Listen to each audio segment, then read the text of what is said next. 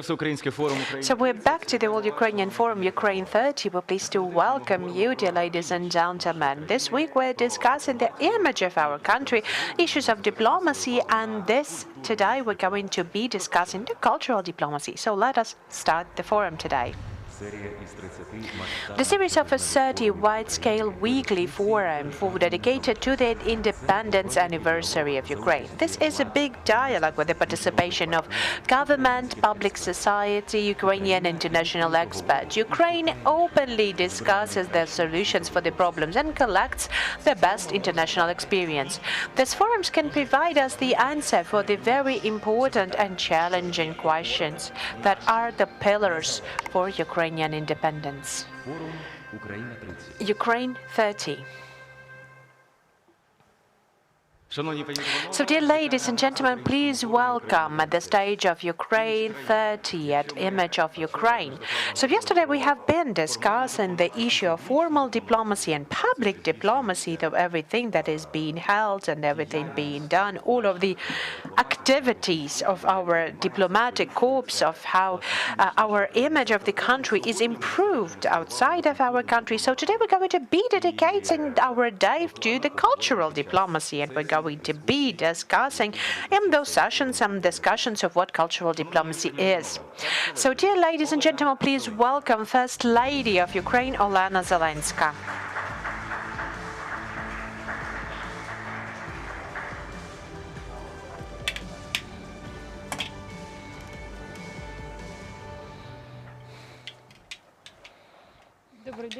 Good morning. Good morning, ladies and gentlemen. I'm pleased to welcome you all here. Well, I'm going to start with saying that I am sure that every person, every one of us is the face of Ukraine, of the world. And everyone is sharing Ukrainian culture with the help of our own influence channel.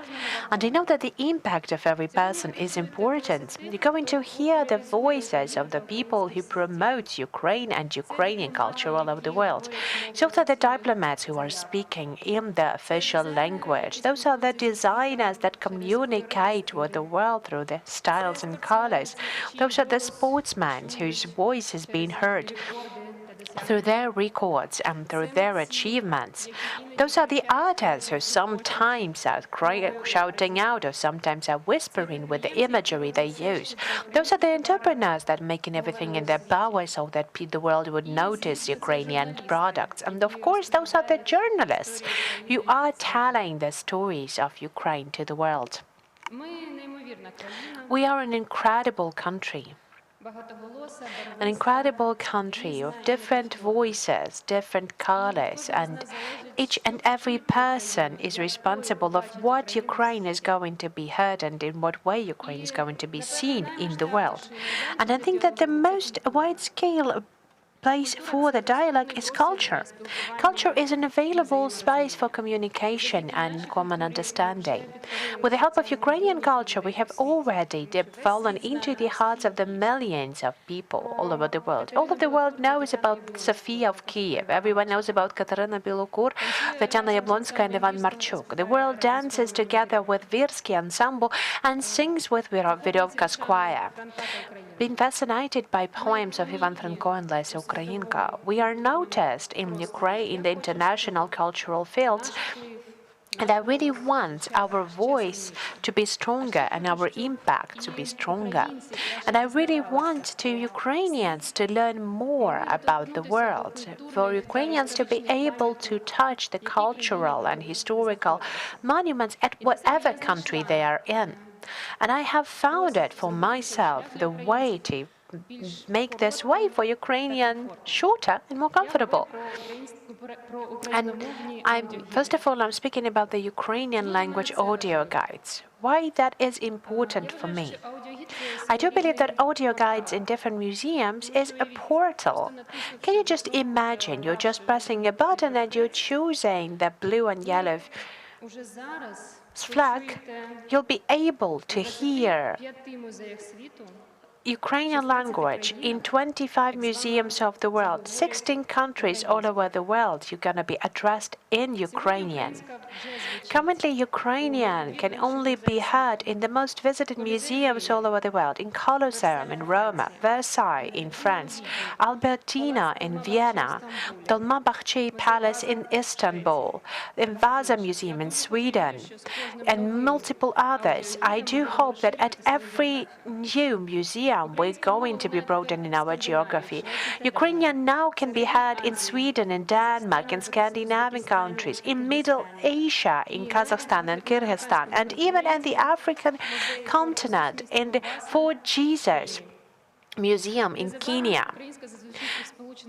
Soon, our language will be heard in the US as well. Right now, I would like to offer you a video from what we have already managed to do during the period of existence of this project.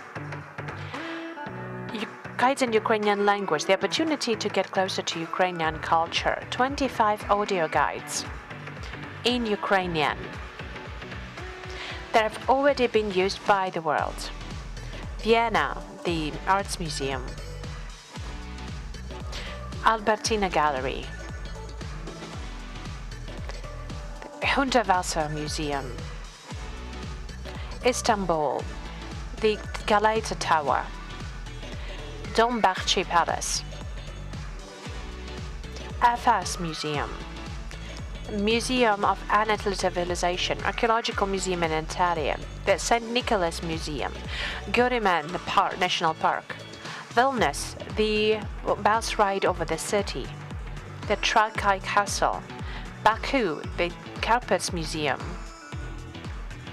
Riga, the Latvian National Museum of Arts, Kata National Museum, Roma, Colosseum and Forum, Versailles Palace and Gardens of Versailles, Hillerød for the National King's Palace, Yerevan, Serhiy Parajanov's Museum, Nur Sultan, the National Museum of the Victims for Totalitarian Regimes, Stockholm, Vasa Museum, Nukos, the State Museum named after Savitsky, Bishkek, National Museum of Arts, Mombasa, Fort Jesus Fortress, Nasabur Archaeological Museum. I do support this initiative by my wife, and I would like to thank you for this initiative, and I would like to thank all of these people who are making it possible so that Ukrainian would travel all around the world. Each of the audio guides is the most important tool in bringing Ukrainian to all of the sides of the world. I'm really grateful to Ukrainian diplomats that they have also supported my idea, and I'm really grateful that they have been helping me to continue this idea. Thank you very much for that. I have got this idea when, for the very first time, we have been in an official visit to Germany, and during the bus tour, I already was listening the All-Ukrainian audio guide, by the way, that has been initiated and has been created by our embassy to Germany, and I had this idea that why shouldn't we do more of this project? There are just a few of those projects existed before, and I've decided that we have to work on that, and that today I would like to welcome everyone to yet another audio guide, to listen to another audio guide in Germany. Usually we're doing it into a narrow circle together with our diplomatic institutions, but today I want us to do that together, all together. So I would like to invite all of the people who are here with us today to join us in launching the 26th audio guide. From today, Ukrainian will be heard in the Sanssouci Palace in Potsdam. The palace is among the 10 most famous architectural monuments of Germany. It used to be the summer residence of Friedrich II. It is included into the UNESCO lists, and every year it's been visited by more than 350,000 tourists. We have prepared a very brief video on this very important jewel of the architecture design and architecture. Let us take a look at that.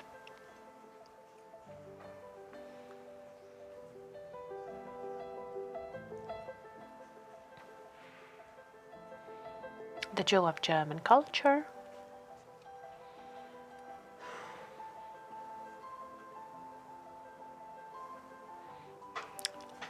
acknowledged as UNESCO legacy. Welcome to the Sanssouci Palace. And now I would like to welcome and pass the floor to the people who are closer to all of those beauties. We have established the video connection with the General Director of the Prussian Palaces, Dr. Christoph Martin Vogter, and Andriy Melnik, the plenipotentiary and extraordinary ambassador of Ukraine to Germany. Please, the floor is yours. Dear Mrs. Zelenska, Mr. Ambassador, ladies and gentlemen, I'm very glad to welcome you here, at least digitally, in the Marble Hall of Sanssouci Palace in Potsdam in Germany, near Berlin. And we're here to celebrate this wonderful initiative Zelenska was talking about. We can finally also offer a Ukrainian audio guide here in Sanssouci Palace. And Ukrainian will this way join a group of 10 languages where we can welcome visitors in their own language. I'm very grateful to the Ukrainian Embassy to have enabled us to do this, both financially and with a lot of support and practical help. And this way, Sanssouci, which is one of the great international landmarks and UNESCO World Heritage, can play its role as an international destination also in Ukraine in the way we would like it to. The logical next step is already in the making because our main venue in Berlin, Charlottenburg Palace, will also receive a Ukrainian audio guide very soon. And we are very grateful for this help from your side to get us closer to our aim to be really an internationally welcoming place. And over the last years, or actually more than a decade, fortunately, we have been able to welcome many more visitors from our eastern neighbors. And that's a wonderful development, which we want to encourage and to sustain. And this way, we can now welcome visitors from the Ukraine more personally, and also many Berliners with Ukrainian roots who are living actually in our environment, for whom this is a destination on their doorsteps. I can only renew the invitation to come and see us for real, and now you know you'll get the information in your own language, and I hope to be able to welcome you in Potsdam. Thank you for your great help.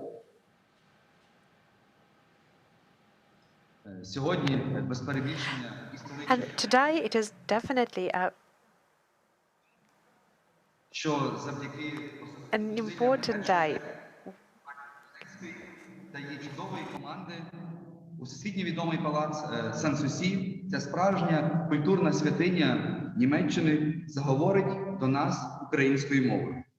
Унікальність цієї події також і в її особливому символізмі, адже споруджений королем-реформатором Фрідріхом Великим замок Санссouci, як жодна інша перлина архітектури, The Sanssouci Palace, as other architectural jewel, it symbolizes the synergy. I'm sorry, I'm going to be interpreting over you.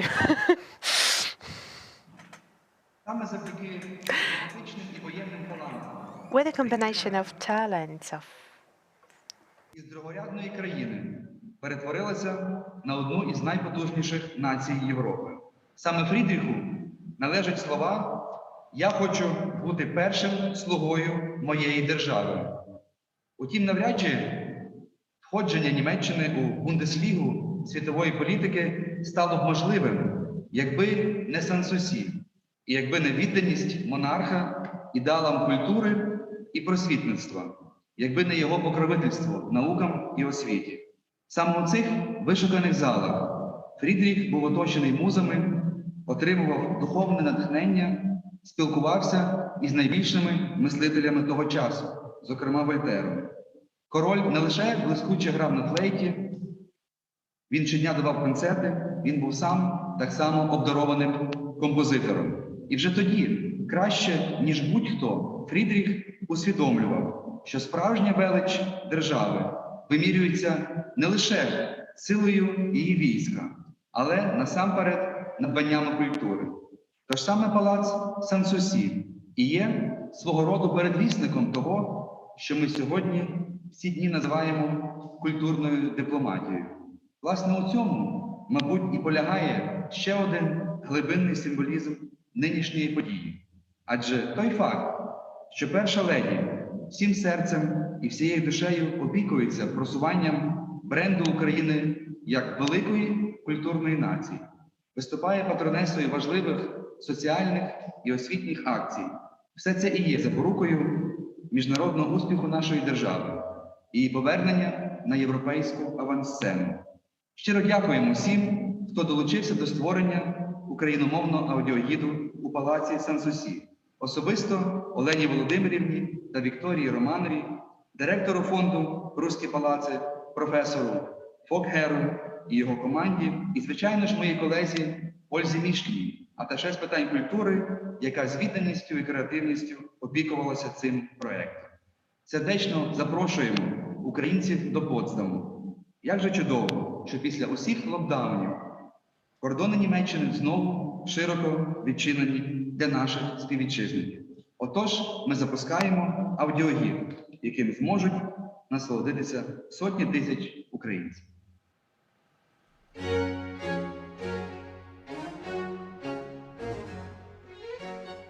Ласкаво просимо. Welcome to the Sanssouci Palace. Translating from French, it's called the No Worries Palace. It has been named by its creator, Friedrich II. This king has been known as the Friedrich the Great or the Old Fritz. Sanssouci has been built in the record 2 years, between 1745 and 1747. The architect has been Georg Wenceslaus von Kloppenstock. The order was really complex, and Friedrich has his own expectations and ideas over the palace. The first project of the palace has been provided by the king himself.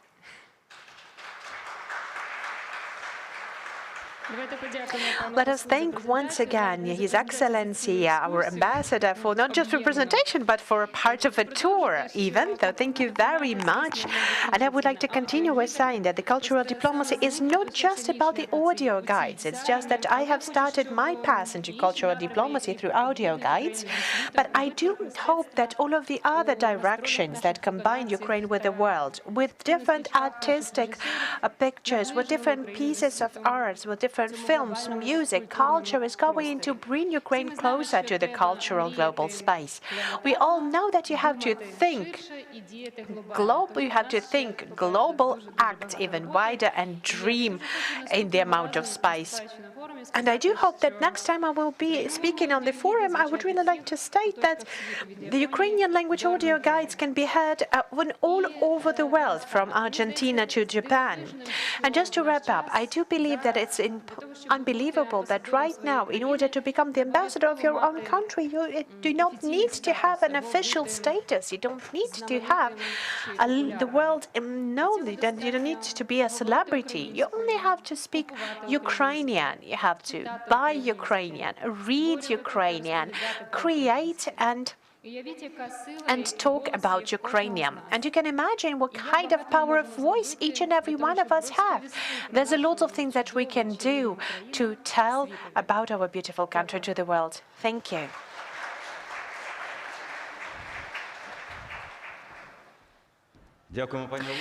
Thank you very much. Thank you very much, Olena. And we would like to invite you to the discussion with press in our press center, in our press room. We already have the representatives of the main Ukrainian channels waiting for you. Quite soon, at Ukraine 30 Forum, we're going to start the big discussion on cultural diplomacy.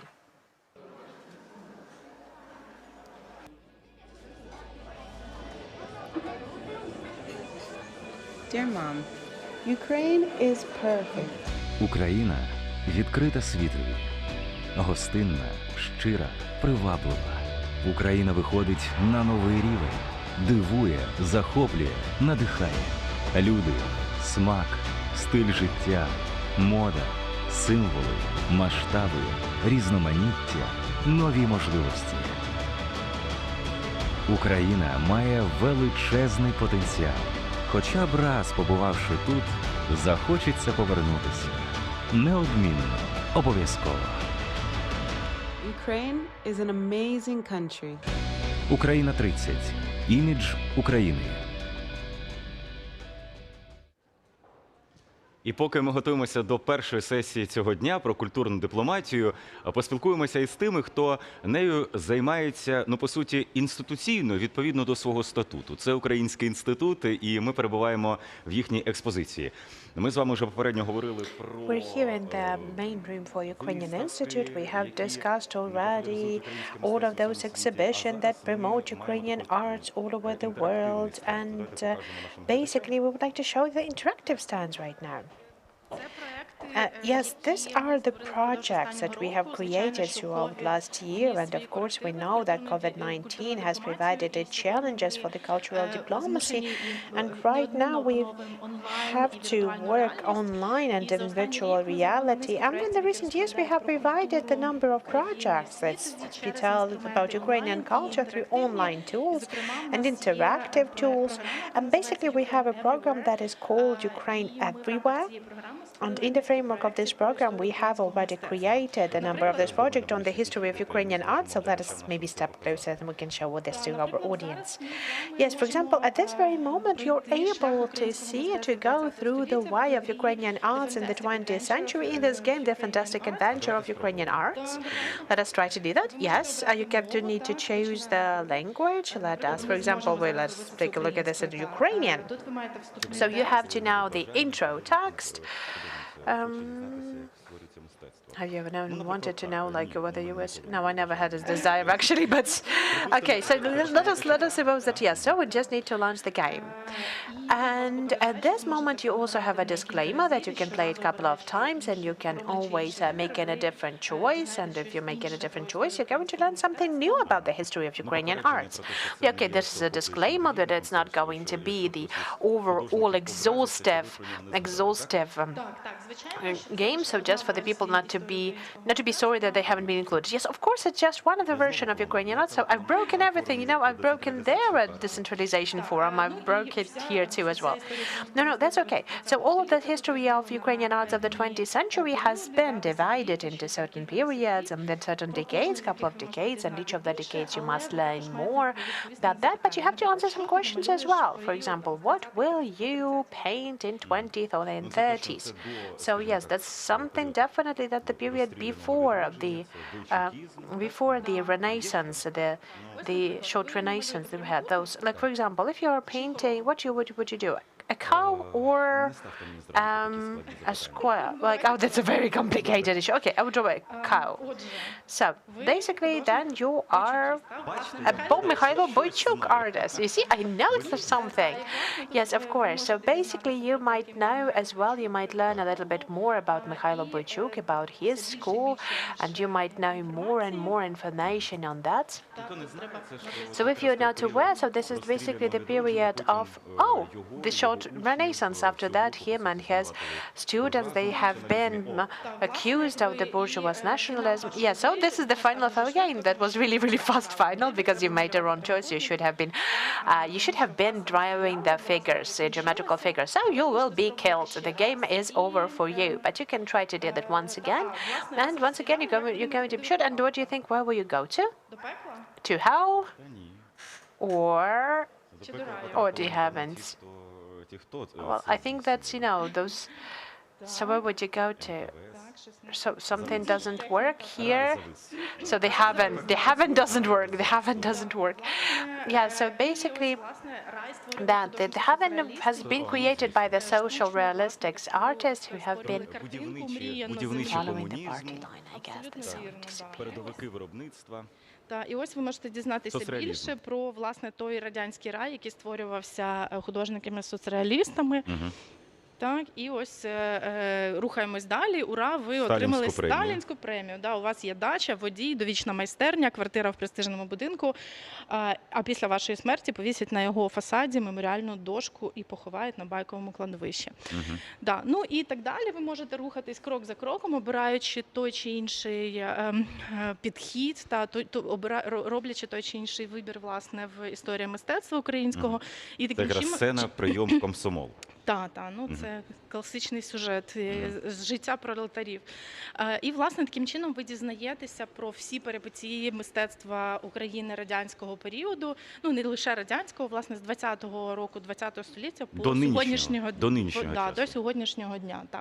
Це один з проєктів. Інший проєкт, про який ми теж можемо розповісти, називається Lost Treasures, це втрачені скарби, і він присвячений, власне, більш вузькій темі, але дуже цікаві, менш досліджені. Це мистецтво шістдесятниць, власне, мисткинь, жінок. Тобто ми більше знаємо про художників, чоловіків цього періоду і менше про жінок. І, власне, цей проєкт присвячений саме їй. В нас є 5 героїнь. Алла Горська, Любов Панченко, Людмила Семикіна, Галина Севрук та Галина Зубченко. І, власне, крім самого сайту, який розповідає про кожну цих мисткинь. Алла Горська і так далі. Власне, тут є інформація про цих мисткинь англійською мовою, вся її біографія, каталог її творів. Дуже багато фотографій було зібрано, власне, для цього проєкту. Ми співпрацювали із музеєм шістдесятників в Києві і, власне, з родиною Алли Горської. Тут і фотоархів величезний є. Власне, ви можете дуже багато чого дізнатись саме тут. Сайт є також і українською мовою, але є також і імерсивна гра, тобто це інтерактивна гра, яка дозволяє вам також прожити досвід цієї мисткині.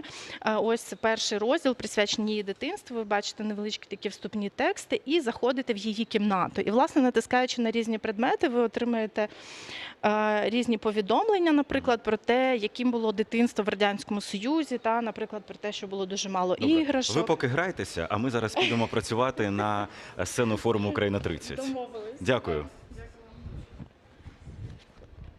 Курортів світу, коли ти повертаєшся, ти розумієш, що ти вдома і тут найкраще. Згодна з тим, що сплотити, згартувати людей найкраще можуть найтрагічніші, найважчі події, які з нами можуть статися, тому що це людська природа. Це найбільш емоційні моменти, коли ми їх довго пам'ятаємо і маємо пам'ятати для того, щоб бути разом. Ми постійно нагадуємо собі, що нас тримає разом. Це спільні трагедії, але ж в той же час спільні перемоги. Тому що якщо ми разом, ми сьогодні будемо святкувати 30-річчя нашої незалежності. І скільки трагедій і негараздів в нас було, стільки ж і перемог у нас було. Тому що ми досі разом і ми можемо сьогодні відсвяткувати 30-річчя нашої незалежності. Мені здається, що ми маємо навчитись, кожна людина окремо, і ми всі українці, дозволяти собі святкувати і посміхатися. Тому що так, ми відчуваємо гордість за себе і відчуваємо себе сильними, коли ми підкорюємо якісь нові вершини, коли ми в боротьбі. Але уявіть собі 30 років. Мені здається, що в цей день ми зможемо згуртуватися і в радості. Коли ми разом подивимося одне на одне і скажемо, Боже, ми ж рідні, і ми 30 років прожили вже в цій країні. Я бажаю, що в нас буде дуже цікаве і яскраве святкування цього року. Це Всеукраїнський форум Україна 30. So, Ukrainian Forum Ukraine 30, the image of our country, cultural diplomacy. Our participants have already joined us here at the stage. It's going to be moderated by the General Director of Ukrainian Institute, Volodymyr Shiko. Good day, ladies and gentlemen, dear ladies and gentlemen, and dear First Lady Olena Zelenska. I'm pleased to welcome all of you at our today's discussion on cultural diplomacy. It's a great pleasure for me that cultural diplomacy, the issues of image and the brand of Ukraine have that significant place, the significant place in the series of Ukraine 30 forums, because I do recall a couple of years ago the issue of cultural diplomacy has only been discussed in a very narrow circle of professionals, and right now this term has already been widely widely used, and cultural diplomacy has been outlined as a very important element to what we call the soft power of Ukraine.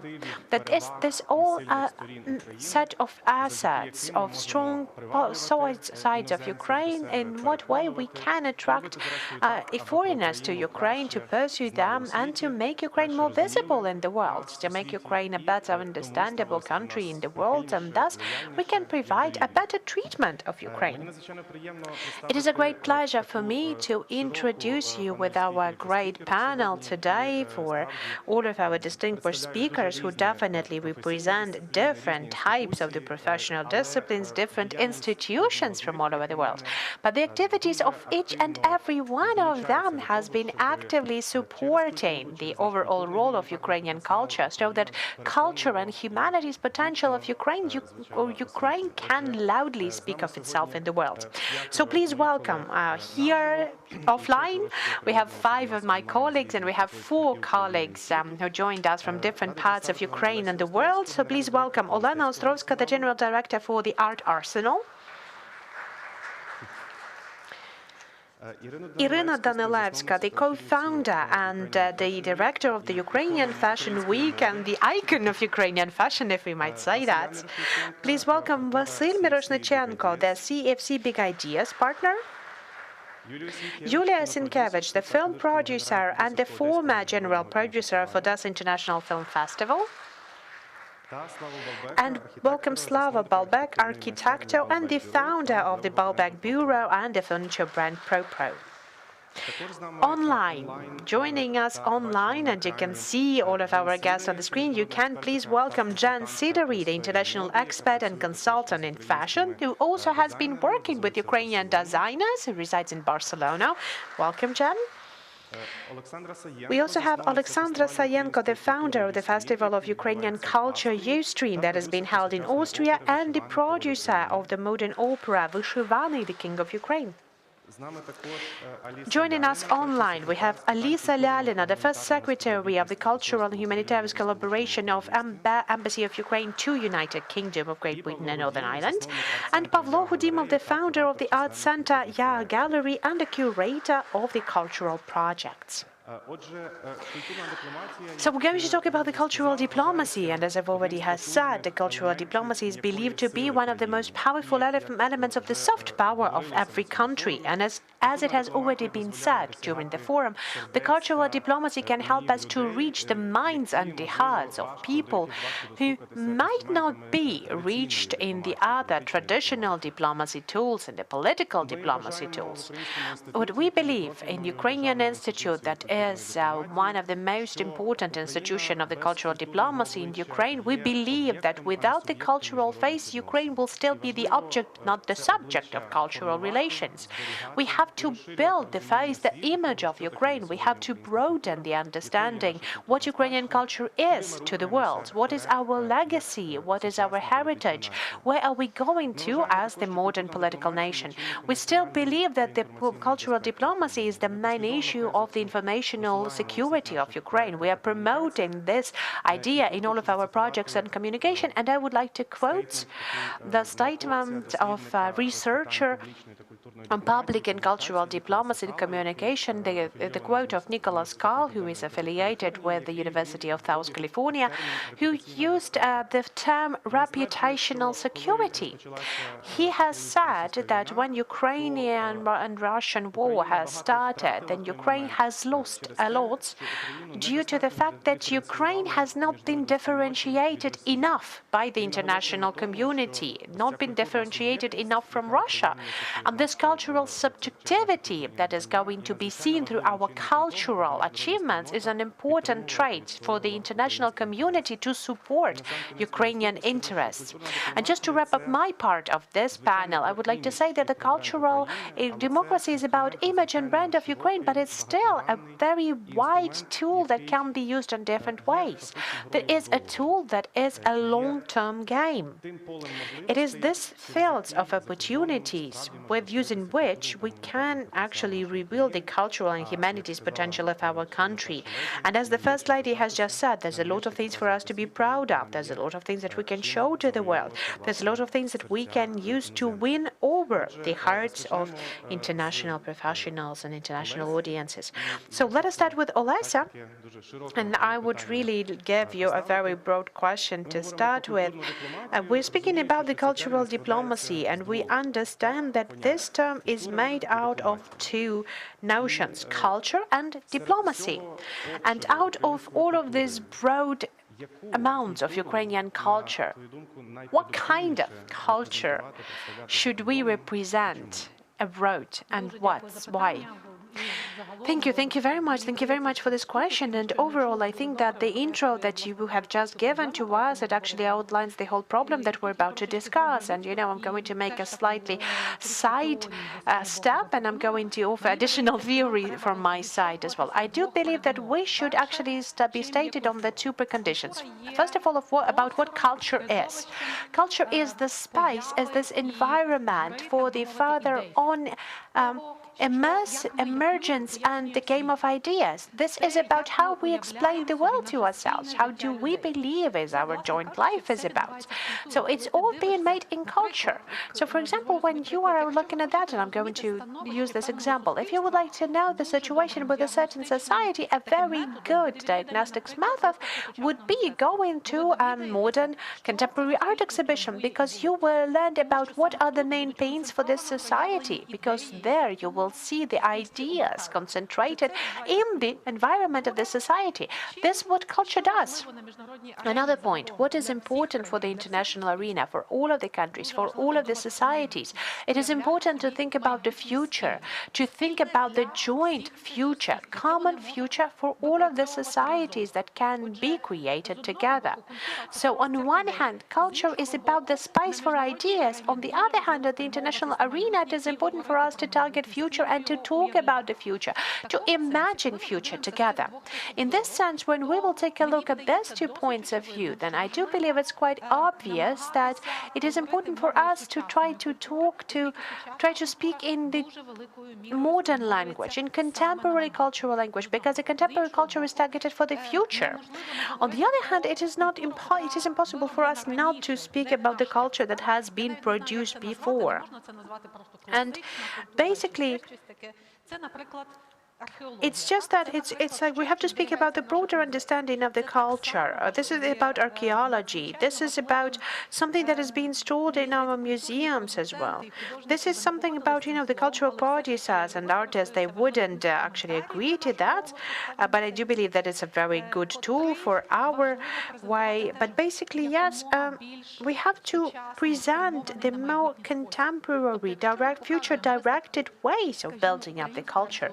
For example, if we show the archaeological exhibition and all of the archaeological objects that are being stored in our museums, they're of a great value, we still have to show it in a way that will help us to outline the future horizons as well.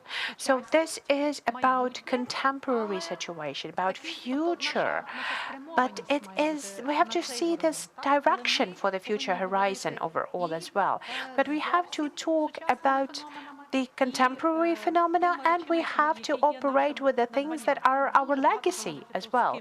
And a lot of things are also depend on who are we talking to. And there is in one situation it will be better to use and better to talk with the most controversial measures, with the most experimental culture. Some other people, it would be more applicable to talk through the classical culture. For some people, it will be very important to show them our Baroque music, for example, something that we know, something that we've learned from the 17th or 18th century. But for some other people, it will be very important to show the newest outline of Ukrainian visual artists who are always touching the most painful wounds of the society. It might be sometimes even scary for us or not comfortable for us, but there is a very widely used phrase by Slavoj Žižek, "Show me your wounds." So basically, you have to join this overall paralogue. When you have to talk to the international stage, you have to talk to international scene by telling about yourself in the most honest and vulnerable way. This is something that the contemporary theater, contemporary cinema gives us the opportunity to do. Thank you very much. I really like the thesis that the Museum of Contemporary Arts can tell us about our pains and joys in a much deeper way than the television or the newspapers can. So I have another short question considering this.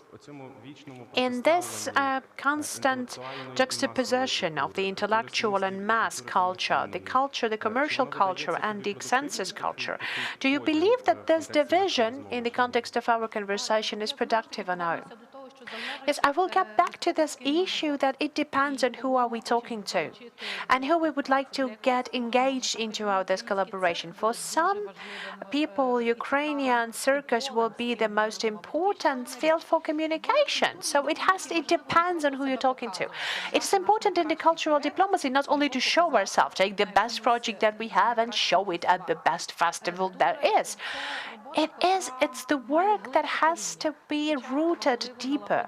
So we have to set out the dialogue, lay out the dialogue with other cultural communities. And only through the dialogue we'll be able to find this most interesting ways to talk together. And the most productive and the most long-term and complex way for us to do that would be creating the joint projects that will be important for Ukrainian cultural scene, Ukrainian society, and it will be important for those people who are our interlocutors today. And then this division that you have mentioned, this division will depend on basically who you're talking to and what is the quality of the dialogue. Thank you, Lesa.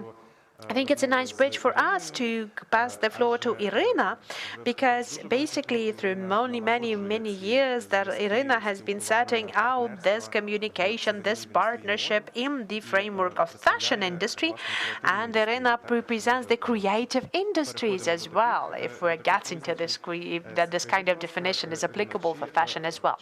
So Irina, what do you think? Whether you believe that fashion can persuade international community to learn more about Ukraine? Do you think that fashion has this potential to win over the hearts of the people that we have spoken before? And whether there is this opportunity for this oversaturated fashion industry, what it is about Ukrainian designers that can make them a unique voice in the world?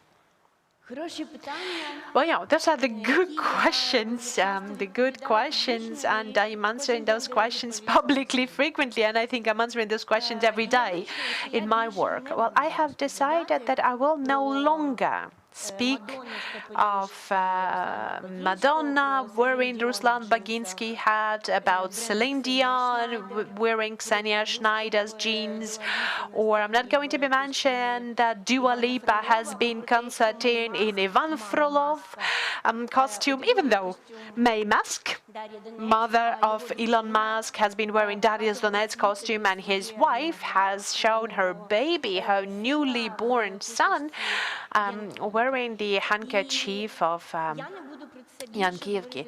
So I'm not going to be mentioned that no more, because I do not feel that there is the sense to speak about the successes of Ukrainian designers, because I do believe that the state is not interested in that.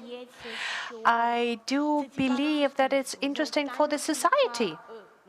But in the recent couple of weeks and couple of months, I have been to a couple of dozens of interviews when I've been speaking about the role of fashion in the 30 years of Ukrainian independence history. It is interesting for the society, but it's not interesting for the state.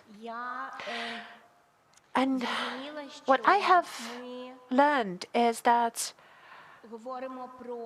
we are talking about quotas for Ukrainian musicians. We're speaking about the support of Ukrainian filmmaking. We are speaking about the support for the book publishers. And there's nothing that we can say on how the state, on whether the state is proud or how the state supports the successes of Ukrainian designers in the world, even though we haven't.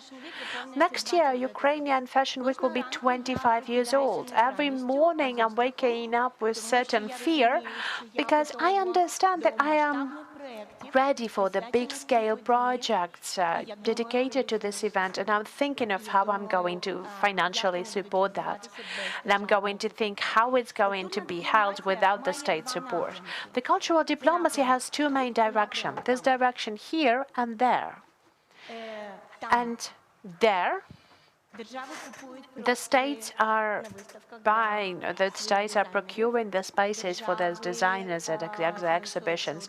The states are financing the showrooms. The states are providing the share of their expenses.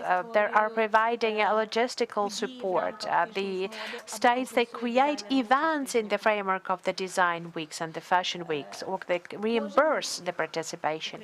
And every success of Ukrainian designer Ruslan Bahinsky in Paris, Svetlana Bevza in New York, for Ukrainian designers, there's their personal case, their personal pain and their personal responsibility. And I don't think it should be this way. So here and there. What do we have here? I was really clearly studying your quote on cultural diplomacy, Volodymyr, and I really can relate to the words that you have said and the subjectivity of how important that is. Here, what we have in fashion industry, here are the events that have been initiated by Ukraine. These are the events where Ukraine is the subject of action. And then we become really important for the world. And here we also need the state support. Just the two figures for me not to be way too emotional or impulsive, just for me to be contentful. The Fashion Films Festival that we have initiated a couple of years ago, 124 films that have been shown last week and 8 countries that participated in the festival last year. A very short amount of the state support, the very short assistance that is going to be still redistributed from the State Film Agency. We have 380 applications from 55 countries all over the world that are going to be applying for this festival. All of the continent except for Antarctica, because they're not making fashion films there yet. So they all want to participate in the Fashion Film Festival Kiev. This is an international project. And a very other pessimistic example, we haven't found the opportunity, we haven't found the support to finance the International Young Designer Contest. And on Monday, I was forced to send a letter to the 15 European countries this year. The year of the 30th anniversary of Ukraine, our contest is not going to be held. Our contest is going to be cancelled. So once again, I would like to repeat myself that every sold item made by the designer, made in Ukraine, that has a label made in Ukraine, is a cultural diplomacy issue already. This is the opportunity for any person from New York to Tokyo to have a clearer understanding that there is a country that produces high-quality creative products. We have to understand that this product is already there. It is already created and available. We don't need to think of anything more. We have to support it. And we have to talk about it more outside the country and inside the country as well. I really want to clearly outline this point of view that at this very moment, I'm not talking about any kind of political parties or ministries or any kind of specific names or whatever. What I mean and what I want to say is that we don't have the time to support something that already exists. So sometimes but sometimes in the offices, they're thinking of some kind of topics that are not real and are not relevant. But we have the communities, the expert community that can give you additional advice of where should we arrange our efforts, financial support and money. So I'm really afraid that right now we're losing time. We're losing time that is very important, because in the same time, other states, they are improving their impact through cultural diplomacy as well. And the final thing that I wanted to say is that, I'm not trying to be pessimistic. I'm not trying to offend anyone. I'm not trying to make something feel bad, but I would like to speak about the need for the dialogue, to empower it, facilitate it, and to make it productive. Thank you, Irina. And I do believe that this is the question that has to be further on discussed, because why it is important? Because sometimes in the community that is discussing the issues of cultural diplomacy, there is another topic that has been discussed, that creative industries and creative businesses, they do not need that much of a support from the state, because basically they can earn for their own living, and they can earn for their own living, and they can show themselves abroad. And I do believe that what you have said is very important and relevant right now, because it also shows that sometimes these ideas that I've mentioned are not all the way right. And this voice of Ukraine that can be provided by the Ukrainian fashion industry, it might be louder, it might be persuasive, and it has to be supported as well. So for me, as the head of the Institution of Cultural Diplomacy, that will be very important and productive to continue this discussion on the possibilities of support of creative industries as well, and to learn more about the needs of those creative industries more. And I would like to now pass the floor to our online speaker, who also represents the fashion industry, Ms. Jan Sidari. I wanted to pass the question to you. In your opinion, why Ukrainian fashion is interested to the world? I know, Jan, that you have been working with a couple of Ukrainian designers, and maybe you can tell us what it is that makes Ukrainian fashion interesting, and what is the potential for fashion industry to become a driver for cultural diplomacy, and how the state institution or non-state institution could support those initiatives.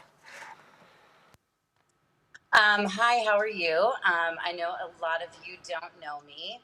I'm pretty new to the Ukrainian fashion industry. I only started immersing myself in it in November of last year. I was invited to Ukraine by a good friend of mine, Dominique Piotet from Unit City. And even after spending 30 years in the fashion industry, running luxury websites like Zappos, and I was the president of Vivienne Westwood America, I really had no idea that there was so much talent sitting inside your country.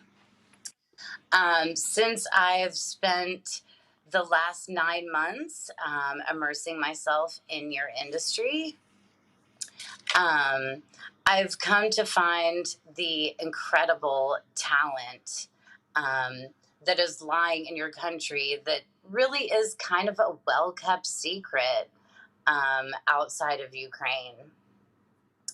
I do believe the first step to introducing Ukrainians to the world is just to kind of get the name out there. I do believe that a lot of people don't know that there's so much talent sitting inside Ukraine. November, I have met with about 50 designers. And as you've said, I couldn't believe the attention to detail and the craftsmanship and all the amazing things that are happening in Ukrainian fashion. But there is a lot of challenges for Ukraine. There is no PayPal. There is no Instagram shopping. So we really need to help these designers and give them some support to start to export their product outside of Ukraine. I do believe that countries all over the world, including mine, which is the USA, is really looking for newness and places to find new fashion and even make new fashion, because we are looking to walk away from China.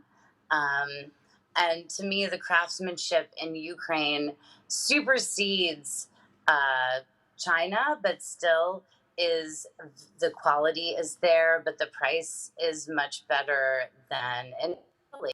So if we could like work together and start to get some support, like for these designers, I think it would be very helpful to them to be able to export their product outside of your country. My first trips to Ukraine, I couldn't believe the attention to detail, just from everything, from the food, from the cocktails, and even from the Ukrainian fashion that I had no idea even existed. So to me, we really need to spend some time and introduce the Ukrainian industry to the world, which of course, even after 30 years of me working in the industry, I had no idea even existed. So I do think there's huge potential to have the fashion industry grow here in Ukraine. Jen, thank you very much for being so complimentary about Ukrainian fashion industry. I know that you have to leave us now, so thank you very much for being with us. Thank you very much for all the kind words on Ukrainian fashion, and we wish you the best of the rest of the day. Thank you. And let us then switch from the very creative topic to get a next bridge to the topic that is mostly about the political and public democracy area. So I would like to pass the next question to Vasil. That the cultural diplomacy should not exist in vacuum or should not exist for its own sake. You know, the cultural policies or by the independent actors' activities in cultural diplomacy, we still have to go to the common joint goals. In your opinion, in what way the cultural diplomacy and your own experience of implementing the project in this sphere, in what way the cultural diplomacy helps us to solve the specific tasks of the external diplomacy of Ukraine? The great question, and there's a lot of examples like this. As a member of the board of Ukrainian Institute, I would like to give you the example of Ukrainian Institute straight away. Is participation in organizing a Crimean platform that has a very specific political goals and follows the tasks of our MFA, and the support of the book by Mr. Aseyev on the occupation and isolation in Donbass, or supporting the project 5 o'clock in the morning Crimea that raises the issue of the political prisoners in Crimea. But there are many other interconnections as well. I just wanted to remind you that the British Council has been created in the 1930s as the answer to the Nazi propaganda. So then the British Council was supposed to broaden the alternative point of view, the alternative values, and the opportunity to actually support the European countries in opposing the Nazi Germany. But studying the cultural diplomacy, and I think that there is one of the most powerful examples that we have, is the ping-pong diplomacy. It's about the America-China relations. After the creation of the Chinese People's Republic in 1949, what kind of contacts used to be between the US and China? There was almost absent. And only in 20 years, with the help of ping-pong, the American team of ping-pong that participated in the in Japan and the World Championship has been invited to China, and that has laid the beginning of the communication at the state level. And then we had the visit of the American President Nixon in 1972. The project that I have participated in, I do believe that was the project of Ukrainian Crisis Media Center that was held in the Netherlands during the referendum that has been held in 2016 in the Netherlands on the ratification of the association agreement between Ukraine and the European Union. Among the different tools that we have used the tools of cultural diplomacy as well. We have created the number of videos that has been created by the talented Ukrainian children when we had the Home Netherlands Home, when we had the winners of the Voice of Ukraine contest, when we had the talented children that played in different two instruments. We had Ukrainian Czech players. So basically, through the video, we try to appeal to the Netherlands population in order to persuade them to support support Ukrainian the referendum. The referendum has been lost, but in a year there was an addendum to the agreement that should have been ratified by the parliament. And to help that, to support that before the vote, we've done another interesting project. And one of the historical facts that we have learned through the research in the Netherlands, we have outlined that the Netherlands have been freed out of Nazis' occupation, has been freed by Canadian forces, and there has been a lot of Ukrainians in the Canadian forces at this moment, and we found one of the veterans, and we've managed to take him to the Netherlands, and we've made a report on the participation of Ukrainian military in Canadian forces on the freeing of the Netherlands, and we have called this project 3 Countries, 1 Freedom, and we have then disseminated this video all over the Netherlands. Speaking about the cultural connections more, because I do believe it's important for us to understand that diplomacy is the communication between the state institution, the public diplomacy when the state communicates directly to the population of the foreign country. The cultural diplomacy is built on the cultural connections. So the British Council has conducted a research a couple of years ago where they identified that this intercultural connections and intercultural communication, they bring up trust. They create trust. And the trust is needed for you to have a desire to go to the country, to go to study in the country, to learn the country's language. And this also has an important effect economic-wise. And by the way, speaking on economy, there was another joke in the example when we're talking about the foreign direct investment topic. I've connected with the Japanese pharmaceutical company that they wanted to choose the production line for their enterprise. They have considered the Poland and Slovakia at that point. What was interesting, the Slovaks, they have managed to persuade the Japanese to place the production line in Slovakia because they were very close to Vienna. They've said, like, we're just 70 kilometers from Vienna, and this is going to be the access to the big cultural capital of Europe, but it will be much closer to you to export that. That was a very important factor for the Japanese when they have made the final decision. So I wanted to add a couple of words that the content in cultural diplomacy is being created not by the state, but it's being created by the artists, by the cultural community, by the NGOs even. There is a very good example of China, that China is trying to support financially the cultural diplomacy project that might not sometimes be successful. And I do believe that Yulia will speak more about film. But China has created a long amount of films that have never become popular globally. But the Panda Kung Fu cartoon that has been produced in Hollywood has this tremendous success on improving the image of China. What was interesting, that's actually in the next version of Panda Kung Fu, the Chinese have already supported it. There was private money, but they have understood that the Hollywood product is much more effective in bringing the image of China.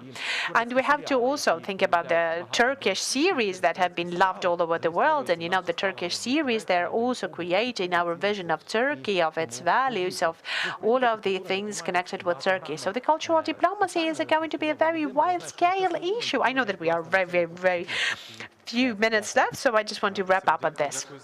Thank you, Vasil. Thank you for mentioning about this referendum case in the Netherlands. And I really liked, like you said, that one of those interventions and one of those activities in the framework of this campaign was also on finding the commonalities, finding the common connections, common cultural connections, common historical connections, what Elisa has mentioned as well in her speech. I do think that even from our experience, I do believe that this way of cultural diplomacy and this way of building cultural diplomacy is the most effective, because it always touches your emotional component, touches something personal, something that you can relate to. People have something to talk about, they have a joint topic. But in this case, another thing is very important, and I mean the advocacy campaign before the referendum in the Netherlands. It has started, as far as I remember, it has started very shortly before the referendum.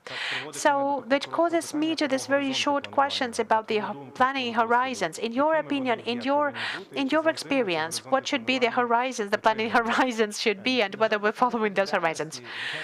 Yes, unfortunately, that doesn't work in reality. Of course, we would in the best of conditions, we would say that we have to plan it beforehand, but we've had some certain conditions there because the decision on the referendum was being made at the end of summer, but closer to summer, that we're closer to autumn, we have understood that we have to do something about it. What is interesting that all of the story with the Netherlands, the biggest achievement of the story is that throughout the 3 months of active campaigning, the Netherlands have known a lot about Ukraine, good, bad, different things, but the interest to Ukraine was very big, and 5 years after now, I do still feel that this campaign has had its effect, whatever the result was and however effectively our enemies were working against us. But still, the people had the opportunity to see different Ukraine, a diverse Ukraine, and that's something that we take out as the output. Thank you, Vasyl. You mentioned film, and that's the high time for us to pass the floor to Yulia Sienkiewicz, and the First Lady has mentioned the film as an important narration tool, as a storytelling tool for Ukraine, for its presence. I wanted to ask you about the author film, because I do believe that the author film, author cinema, is one of the most powerful ways to speak about the country through the documentary stories about what is important for Ukraine, or through the fiction films about universal topics that might unite Ukraine with other communities as well. What is the value of film? What is the value of film from your experience in cultural diplomacy? Maybe you will mention some of the most successful cases of how Ukrainian film has joined to this international disruption or breakthrough, or maybe that has been affecting the broader audiences, or it has successes at the professional festivals. Yes, thank you. Thank you, Volodya. I think that the film is this medium that covers the broader audience, and at the same time, those are the millions of people who have this potential opportunities to watch the films and basically to learn about the story that has been set out by the authors, to understand, to discuss that, and to talk about that. The film sometimes becomes the tool of the cultural diplomacy. It follows the function of this start for the certain discourse and discussion. We have just seen, and I do believe that it's going to be continuing having this discussion on the Babin Yar context film at Cannes Film Festival that has raised a certain wave of discussion in Ukraine, and the criticism in Ukraine, and discussion, criticism in the cultural community in Ukraine and outside of Ukraine. And basically, that has been very diverse points of view, and whether we can consider it just as an artistic masterpiece, or whether we can consider that a certain tool for expressing some ideological notions as well. What I wanted to recall is the Festival of Venice, the Venetian Film Festival that has been created in 1930s. It has actually been created with the aim of providing certain messages, understanding that film is one of the most influential type of arts when we're speaking about the coverage of the audience, at least. We have to also recall the Ukrainian case in the Venice Film Festival as well, because the first time in the Ukrainian independence in the Venice Film Festival, we've had the Atlantis by Valentin Vasinovich presented in the main palace of the main festival palace. They always have the flags of those countries whose films are presented in the program. The Ukrainian flag wasn't there. The producer has outlined it that they don't have the flag at the palace, and they said, like, we don't have Ukrainian flag. You know, we're just among our range of flags. We never had Ukrainian flag. We never had Ukrainian films before. That was the whole story of how they wanted to find the flag and how it was then put on the palace. And we see that it's something very important for us. We want to be proud of that. We want Ukraine to be seen. We want Ukrainian flag to be seen. We want the history of our film to be seen and known. And basically, what you have said at the very beginning of this panel, it's about the independent author point of view for the directors of something that is important for them, something that bothers them. You cannot control that. You cannot forecast that. You cannot influence that. And I do believe that the author film, and we have seen a lot of examples on when the author is of very niche films that are starting out with author film and they starting up on a wide-scale project. And those trends are being mostly born in the author film. I wanted to mention another important case, for example, the film that was called Garrett Jones, that was Ukrainian translated in Ukrainian and broadcasted in Ukraine as The Price of Truth. The film of Agnieszka Holland, that was a minority co-production with Ukraine, but it was very important for Ukraine to support this project because that level of publicity on the topic of this film that it has received was very important for us. In film, it was important that it was said it was in Ukraine, that the Holodomor has been held in Ukraine, not in like any country in the Soviet Union. So it also caused the certain discussions overall, and it also has driven the attention to those historical events that has taken place in our country.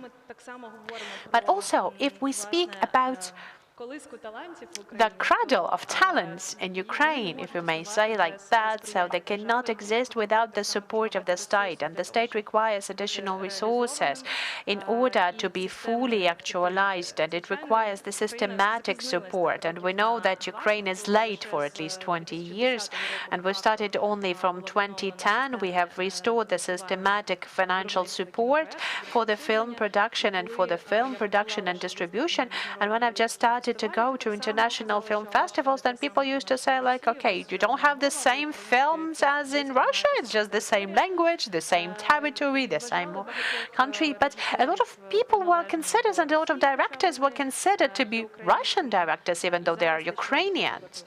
And right now, it's basically what the Ukrainian Institute does with the retrospective screenings of Kira Muratova films, emphasizing that she's from Odessa, that she worked in Odessa studio, she lived there, and she's the representative of Ukrainian film, is very important because we are bringing back the Ukrainian identity for Ukrainian artists. We are anchoring Ukrainian artists with Ukraine in the comprehension and in the vision of the international audiences.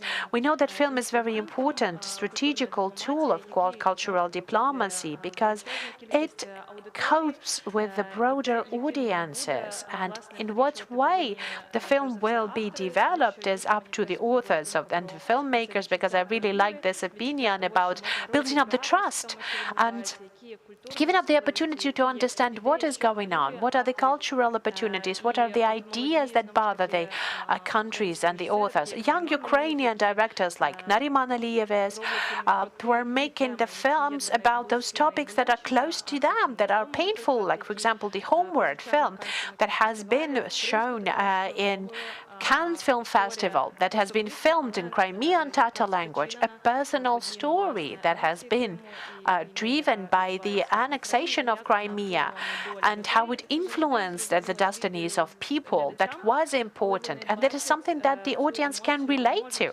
When they see this emotion, they can think of what has happened if that was my child, if it was my father. One is told in the very masterful language. With the author language, with the author film, it has a tremendous effect on the audiences, and you actually already want to learn more of what's happening in this country. Thank you, Yura. Thank you actually for mentioning the Garrett Jones film as well, because I've had this opportunity to visit its premiere at the Berlin Film Festival a couple of years ago, and that was a big hall at the Friedrichstadt Palace, and I do remember the silence that was there during the credits. And the conversation that I've heard later on in the halls from the international audience and from the German audience and international audience that came to watch this film, what they have been said that we never knew about this tragedy. We would never imagine that in the heart of Europe, in the 30s, it was a tragedy like that. And I do believe that this is a tremendous enlightening and awareness-building task of the filmmaking when we are delicately using this synthetic media to tell the stories that will never have reached those audiences in a different ways, even if they have lived like to 20, 30, 40 years old and not knowing about this tragedy that is also being provided in our external communications. But still, I wanted to mention the tribe film by Miroslav Slaboshpytsky. I want to have this very, very brief question to you. We've had that broad discussion on which film has to be nominated for Oscar, whether The Guide or The Tribe. So, The Guide or The Tribe. You know, for me, the answer is just the same. I think that not nominating The Tribe for Oscar is the nomination that we've lost, or maybe even the Oscar that we've lost. That film was definitely a breakthrough of this year. It has been awarded with 3 awards at the Cannes Film Festival. This film is definitely going to be the part of the cinema, not only Ukrainian cinema, but also the international cinema, due to this film language that has been made of, because of its style, because of its message, because of the... That is a clear answer for me. And unfortunately, that would have been definitely a very big victory for Ukraine. That would have definitely given another outburst for the film support. That was an author film. No classical dialogues, no special effects, no bright pictures there, but it was so emotionally intense. If you haven't yet seen this film, that is definitely a very good example of the cinematic arts. I was asking that with a purpose, because this is something that we discuss frequently with Ukrainian diplomats about what kind of films that should be shown abroad. What should be the film that talks about the challenging topics and maybe shows Ukraine not only from the brighter sides, on the stronger sides of Ukraine, or the films that has artistic value and has the right for the international visibility because of its quality, because of its innovation of its film language. I also personally support that we have to take this risk. And I do know that in cultural diplomacy, we have to take the risk. We have to provoke in a good sense. We have to provoke for the better conversation. Because around Tribe, there was a lot of vivid discussions, and I do believe that is something that really helps Ukraine to build its visibility in the international framework. Thank you, Yulia. We're going to switch to our online participants as well. We're going to switch to Alexandra Sayenko, and I will have to make a broader intro about Alexandra's part of participating in our today's conversation. So, the newest project of Alexandra that is still being developed, still being produced, is the full-scale and very ambitious modern opera production that is called Vyshyvanai, the King of Ukraine, that has dedicated to William Galsburg of Lotaringi, who is known in Ukrainian history as Vasil the Embroidered, Vyshyvanai, who is being the Ukrainian colonel of Ukrainian Sychovy Streltsy army, and the Embroidered, he had this nickname during the First World War by the Ukrainian army. He's a very interesting personality, maybe not that widely known in Ukrainian and Austrian history, a tragic personality, because, you know, Vasil Vyshyvanai has died in 1938 in Lukyanevska prison, and we know that it's a very unifying personality for Ukrainian and Austrian cultures and histories. Alexandra, can you please tell us, how did you got this idea of building the opera? Why have you chosen this personality that still has to be reinvented and reopened for us and for the Austrians? Why haven't you chosen anyone more obvious for your ambitious production, and how's the work is going in the framework of Kharkiv Theatre of Opera and Ballet? Please. Thank you, Volodya. Thank you for the question. Thank you very much for inviting me. I'm pleased to welcome all of our participants here. It's a pleasure for me to participate in this interesting and tremendously important discussion. You know, as far as I understand, I'm the only representative of Ukrainian diaspora here, so maybe I will also try to share some of my practical notes, and maybe I can provide additional support for the discussion and illustrate some of the theoretical theses that we have heard. Volodya has mentioned about the reputational security and the subjectivity of Ukrainian culture. That is something that I have been doing in Austria for quite a long period of time already. Almost 7 years ago, I've started to work on it in Austria. We have understood that Ukraine does not exist on the map. Ukraine is basically a terra incognita for Austrian audiences, and we have to do something about it. So in 2015, we've decided to establish the Festival of Ukrainian Culture in Austria that has been later renamed to the Ustream Festival. And the first feedback from both Ukrainian and Austrians has given us the understanding that we should continue these activities and we should turn it from the ad hoc character to the systematic support of this festival. We have 4 festivals already, we have our own audience, and we have some certain reputation in place as well. Speaking about the Vyshivany project, the project has been the continuation of my activities and my activities in Austria when the leaders of the Kharkiv Opera and Ballet Theatre, they have addressed the consulate of Austria in Kharkiv with the question to create a new Ukrainian opera. We had this idea. The idea of the council was to choose some kind of personality, the personality that would bring this connection between Austria and Ukraine. The project has been provided, commissioned to me. That wasn't my initiative, there was a council's initiative, but then it was commissioned to me because I've already had certain experience of creating a certain cultural product and a very successful experience of doing that. And as a result of that, throughout our informational campaign that has lasted for a year and a half, unfortunately, we have to postpone the premiere of the opera. We have postponed it from 2019 to 2021. We do hope that the premiere is going to be held on the 1st of October in Kharkiv, so I would like to invite all of you to join us there. So we have understood by analyzing our target audience that Ukrainians, they're really crazy even having this thought, not but just only having a full-scale academic opera. In Ukraine, they are crazy not only about the idea that the lyrics is going to be the libretto, the lyrics have been written by Serhiy Zhadan, but the Ukrainians are also crazy about the Vasyl Vyshivany personality, because the audience inside of Ukraine, domestic audience, are the people who are the newly reestablished Ukrainians who are interested in Ukrainian history and who have the interest in this kind of personalities. We're already used to Ukrainian kings and princes and hetmans, and we are slightly tired from these heroes. We really want to have something new, something contemporary, something modern.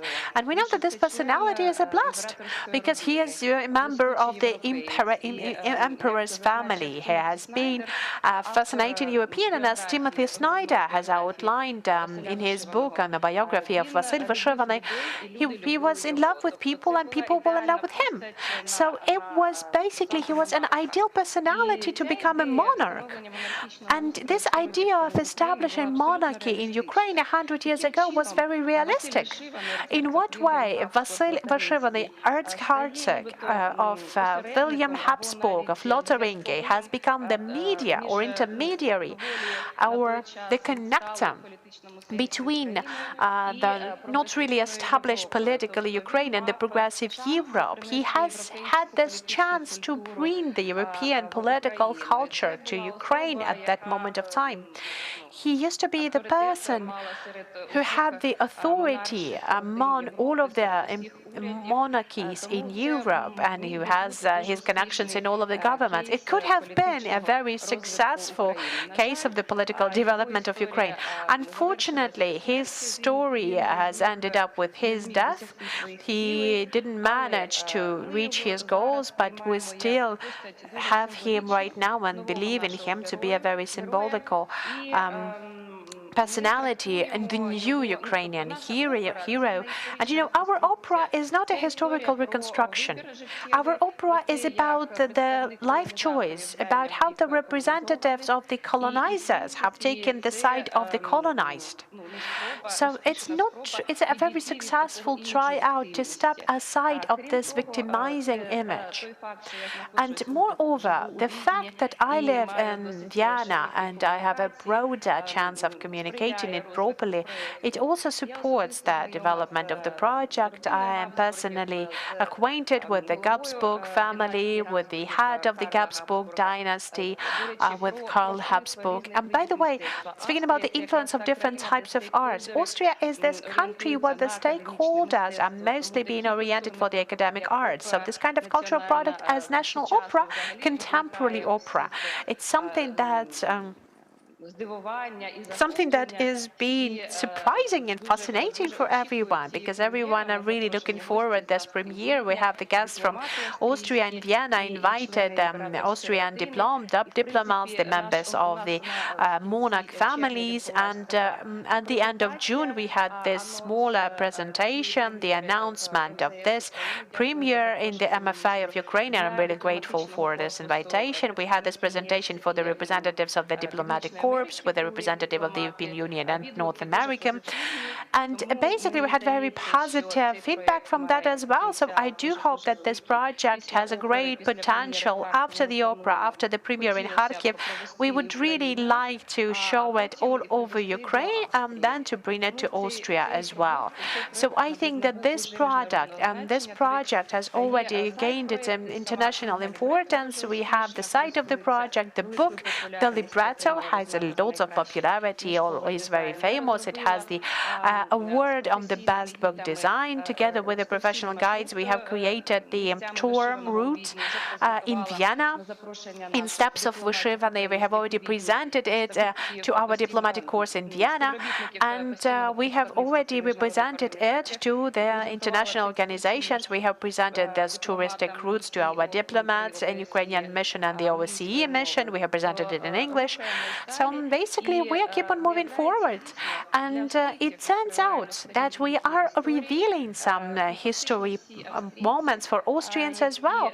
Basically, all of the Austrians who have heard about Vasil Vyshivany, they have also outlined that this personality, that it requires more attention. For the Austrians, it was as well very interesting to know more about him. Thank you, Alexandra. I am the ambassador of this project as well, and we know that it's it's great responsibility and important mission. So I wish you all the best, all the successes, and a very successful premiere. It is important for me that this piece is being created in a contemporary, modern language, musically and lyrically, because the libretto has been written by Serhiy Zhadan. Very important for me was that this project is a unifying project. We're finding the commonalities, and it also speaks to us in how we can build our new political identity due to that, finding the connections with other countries and bringing it from the outline of past. Slava, I will have the final question to you. We're building the final bridge from indie cultural and artistic projects. We are getting closer to the creative businesses, to the creative industries. I know you also have a brief presentation that you would like to show about the role of the modern architecture in the brand of Ukraine. My question is that I have a hypothesis, maybe you will prove it wrong, that Ukrainians have a very strange relations with the contemporary architecture. So basically, the overall idea about the architecture maybe sometimes is not really nice for the architectural communities. Is that true or no? And still, in Ukraine, there's a lot of communities that are creating the world-class product in design, interiors design, architecture, or in the adjoined professions. So how would you command that, or how would you describe this juxtaposition of how the contemporary architecture is comprehended by the society, and whether we can create innovative product for domestic use and for the external use? Yes, thank you for the question. If we'll have this presentation, I will give you a little bit of outline on the role and the part of the Ukrainian contemporary architecture in development of the brand of Ukraine. I'm going to make this really brief intro just for you to understand that Ukrainian architecture and the architectural and design community is something that is always around us. So we're constantly communicating with architecture, with design. We're using this. We're becoming better due to that. And I will give you a couple of examples of Ukrainian architecture.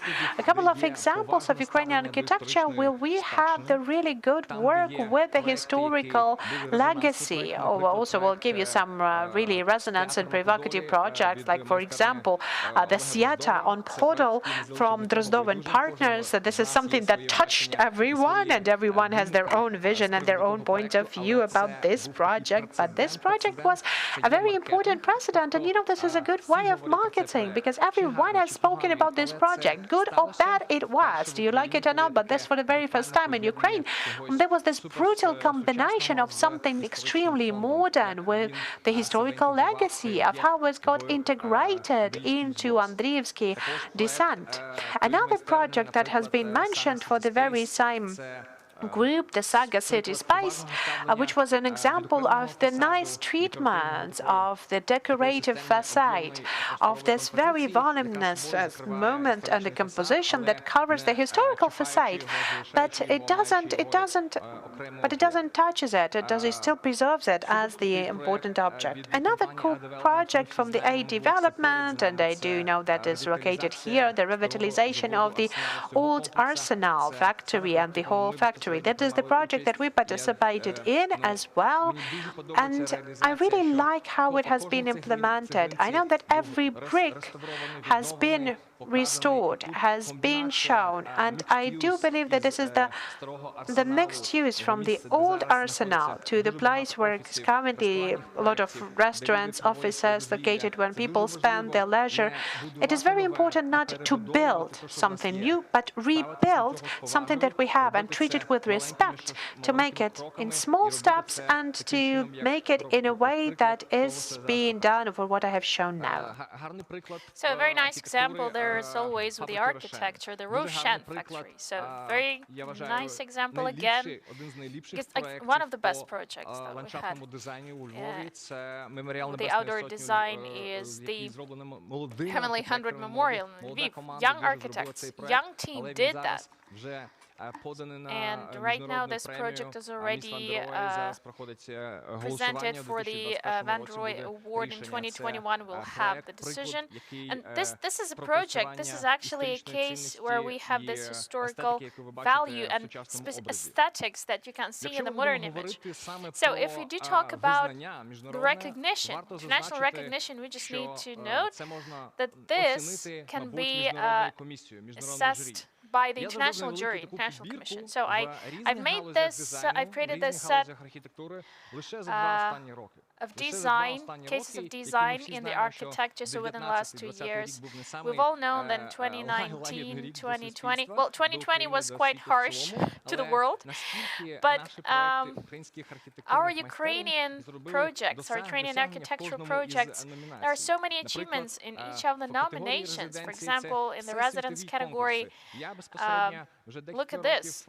The World Contest. I've been a member of Ukrainian Commission, the Interior of the Year contest, and we also take part, together with our workshop, we take part in international contest in lighting, in residence category, Expolite, a genius company. So for their lighting, they got the award, international award in 2020. Lighting of the cathedral. So the lighting itself, the equipment does not even touch the premise. Quite an interesting case. So you can see this spatial cube located in Kiev in 2020 got an international award. This cube generates 3D spatial composition. Well, it generates various images regarding depending on traffic, depending on weather conditions. And for this case, for this project, the Ukrainian company was nominated, and we took the international award.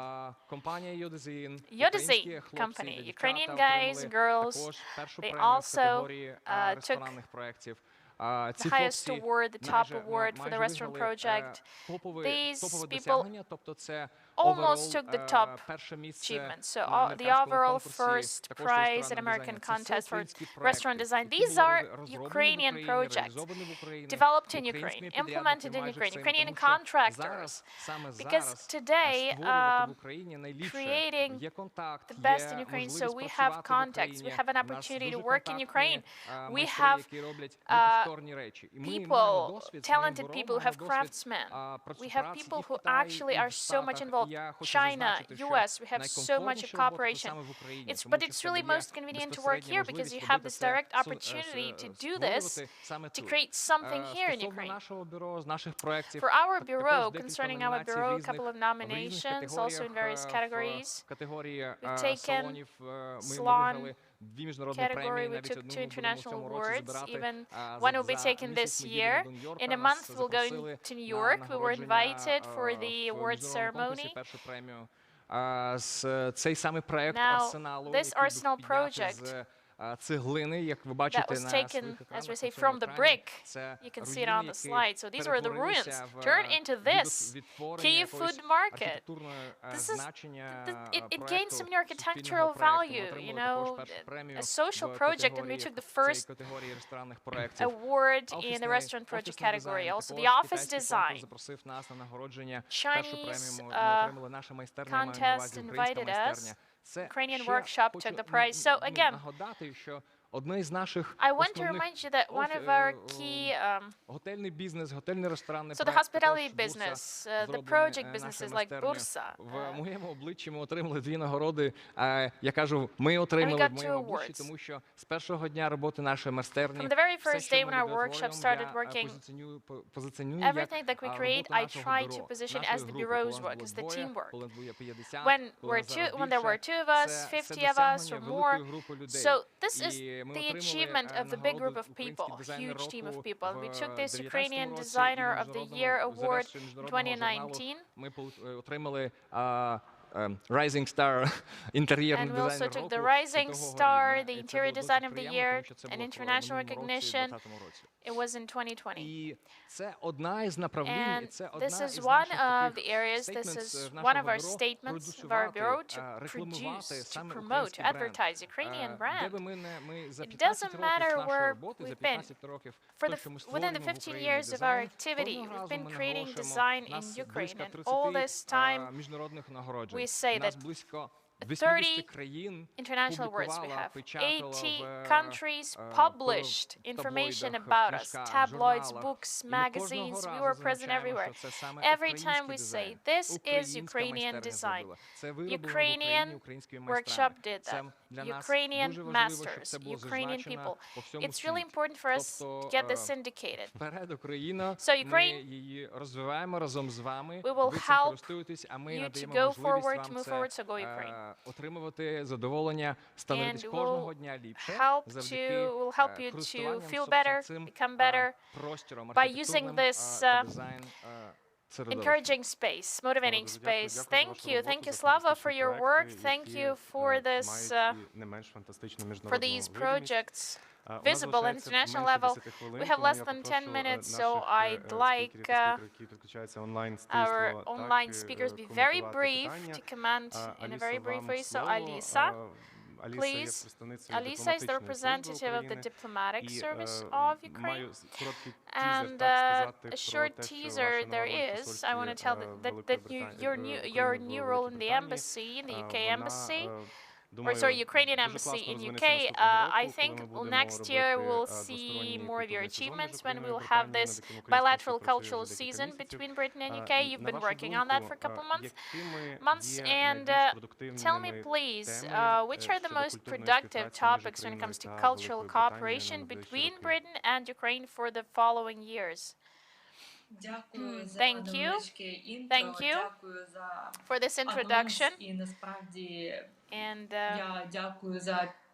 I'm grateful for this support, and thank you for welcoming me that warmly, you know, getting me in the team. I do hope that soon we'll be able to talk about this, discuss it in a public format, something that we plan to have in the framework of cultural cooperation for 2022. I'm so happy that since my first week in this role, I have an opportunity to be involved in this discussion at Ukraine 30 Forum, just, you know, to make sure that we all are moving in the very correct direction, in the same direction, and how we move. At one of the panels yesterday, we had a statement about the lack of Ukrainian brand, the brand of the country, that we have some mentions about Chernobyl,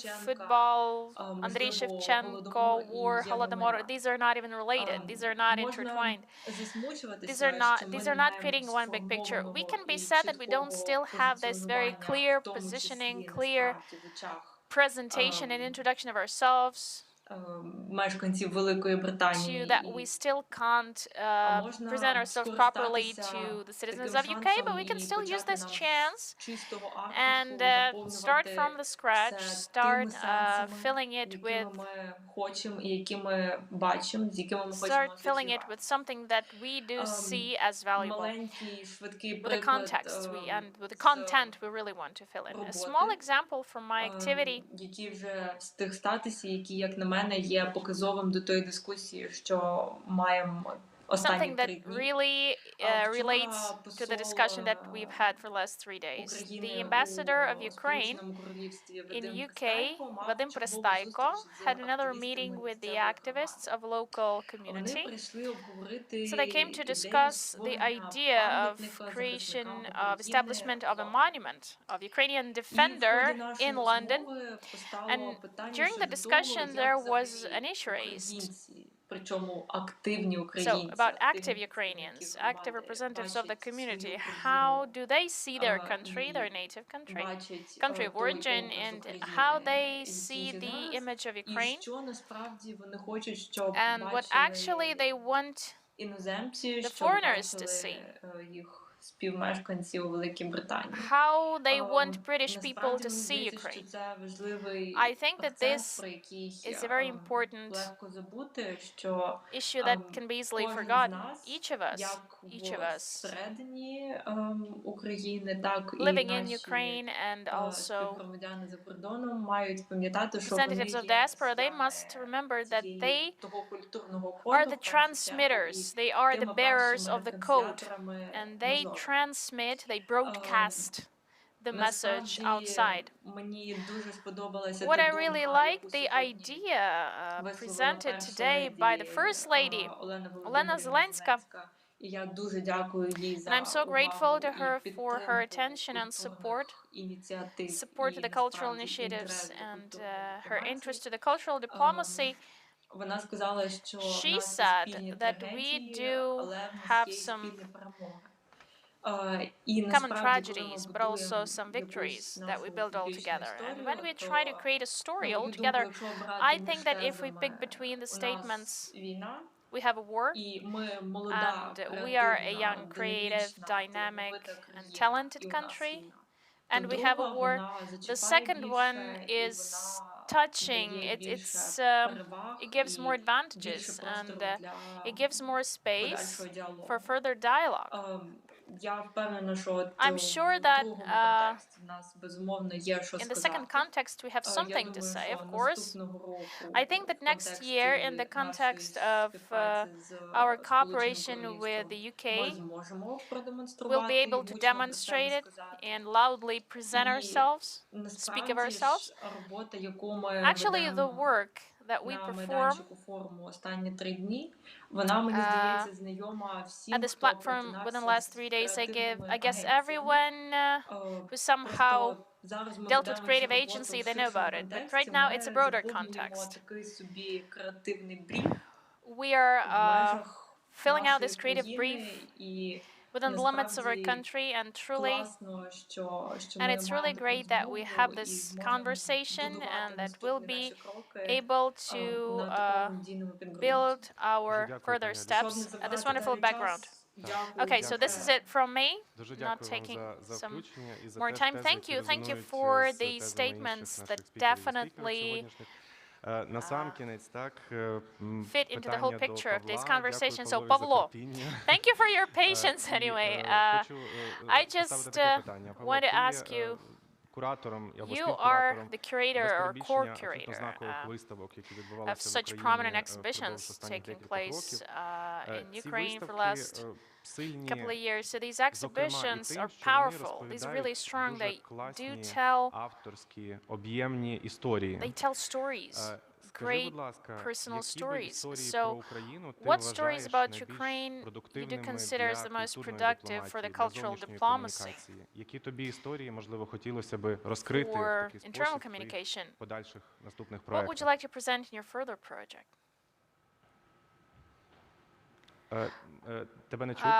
Yes, unfortunately, he's muted. Still there's no sound. Чи все гаразд зі зв'язком? Is everything fine with the connection? Unfortunately, we don't get the sound from Pavlo. Зараз так, технічна команда спробує це виправити. So the technicians are trying to handle this. So, do you get our sound? Okay. But we don't get yours anyway. Добре, так, я перепрошую за технічні негаразди. I apologize for this technical problem. If we can't get Pavlo, I will readdress the question to other speakers.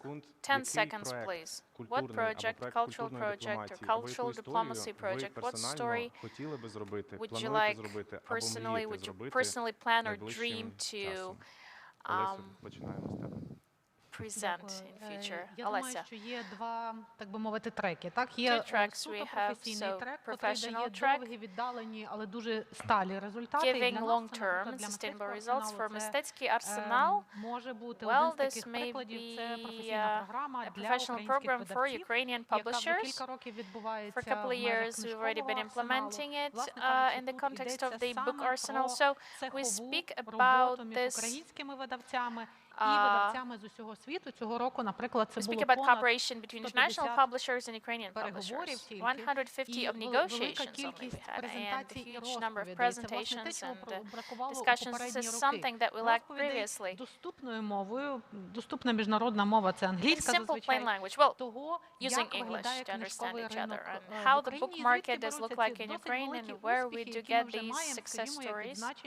Українських книжок, like for example recognition of Ukrainian на міжнародних найбільших конкурсах і продаж цих книжок в різноманітні країни. Це теж великий, так би мовити, прояв нашої креативності і спроможності. І ось розповідь про те, звідки це береться, є частиною професійної програми. Отже, це такий професійний трек. А коли йдеться про глядацький трек, те, коли може прийти багато глядачів і побачити, що відбувається в Україні, я думаю, що навіть кілька тих проєктів, які відбувалися останніми роками в мистецькому арсеналі, скажімо, виставка «Параски плитки горецвіт». Параска плитка горецвіт. A painter from Carpathians. She's not just a painter, she's a performer, let's say, an artist.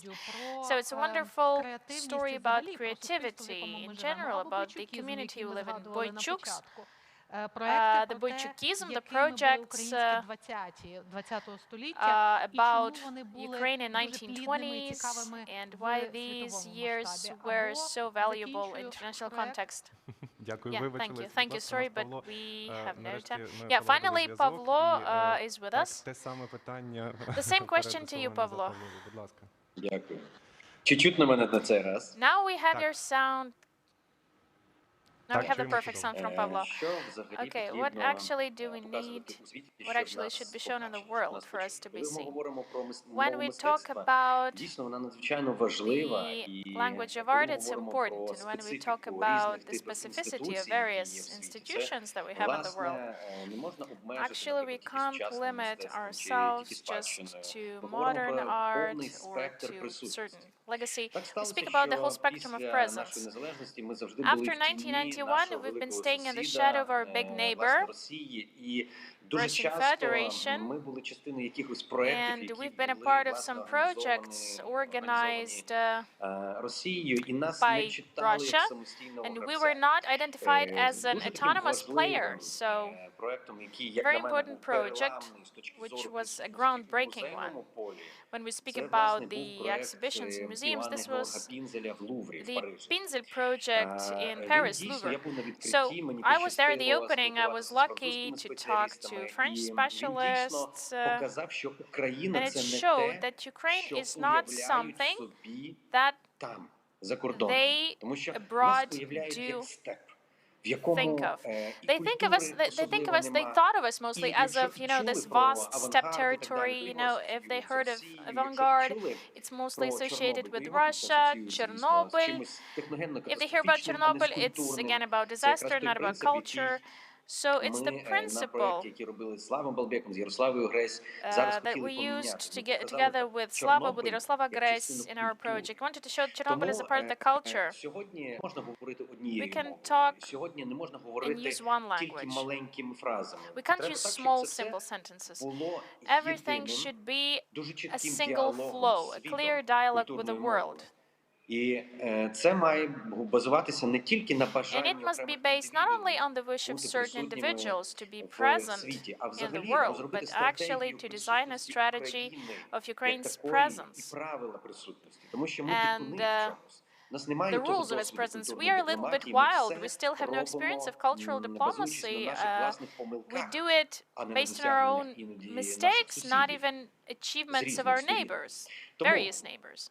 я би хотів сказати, So що I would like to say потрібно that we дуже need, серйозно підійти again, до того, to щоб, be very по-перше, serious about it. держава активно The інвестувала в state should присутність, actively виробництво invest in присутності presence, в країні. producing Ці presence of інвестиції Ukraine, shaping неможливо presence. зібрати We шляхом can't gather this якихось investment невеличких спонсорських внесків. just from Це small має бути sponsors' окремо ще один contributions. фонд, який This should be дозволяє another fund, реалізовувати you know, another separate проекти, fund for us фінансовий to фонд, implement проекти за кордоном. projects. I mean, Мені extra дуже funds to подобається, work що abroad.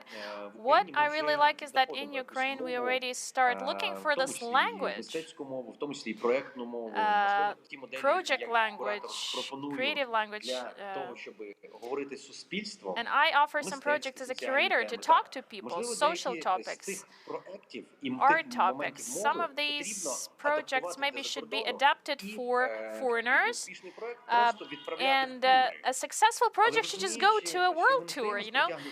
But for us not to stand with a hand open and asking for money. We also need to manage some serious funds. Cultural diplomacy goes together with cultural wars, and many people really want, there are people who really want us to vanish in the cultural environment. They want us to stop existing. But we are a country with deep and modern culture. So I think that the strategy of funding, and especially this internal communication among the cultural representatives, quite often they are opposing each other, and it actually itself is an obstructing factor for us. One interesting story was told to me by a director of the French museums. I will not give you the name of the. He told me about one of the Kyiv museum directors.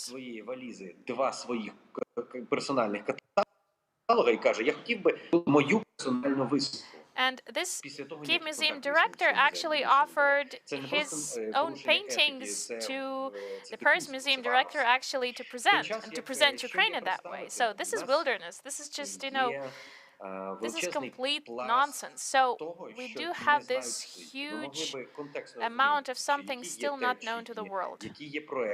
What flows are, what the project offers, certain items and objects for Ukraine. The key curators, we should invite them from European museums, from American museums, for them to be familiarized with the material that they can use as certain tool for their projects. Therefore, it's not about showing how cool we are, just to establish dialogue, human dialogue. It's not about beating yourself, pushing yourself hard, saying, no, we are. It's not about walking on the nails. We need to feel ourselves equal, relaxed, European style, you know, with certain values, without feeling barbaric, without this wildness. So, to talk about ourselves, and Pavlo, yes. I'm sorry, Pavlo. Pavlo, we need to finish already. Thank you. We need to finish. Thank you for your presentation. We are out of time. говорити зі світом на рівних. Я думаю, talking найпродуктивніше equally і to the найкраще world. завершити сьогоднішню This would дискусію. be the best Дякую, final Павло, statement for this за discussion. гострий, реалістичний і справедливий Thank you, погляд Pavlo, на for проблему. this І, прошу також interesting, аудиторію fresh подякувати нашим perspective, спікерам та and спікеркам за їхню please щоденну do працю. express your gratitude to our їхню speakers неймовірну роботу for для their того, щоб titanic Україна work and звучала for в their світі на efforts рівні. for Дякую Ukraine всім дуже. to be heard and to be recognized as Дякую equal in the всім world. Thank you. учасникам нашого обговорення. І зовсім скоро ми перейдемо So quite soon we'll до come нематеріальної to спадщини, яка також може бути well, we таким talked about the інструментом material legacy.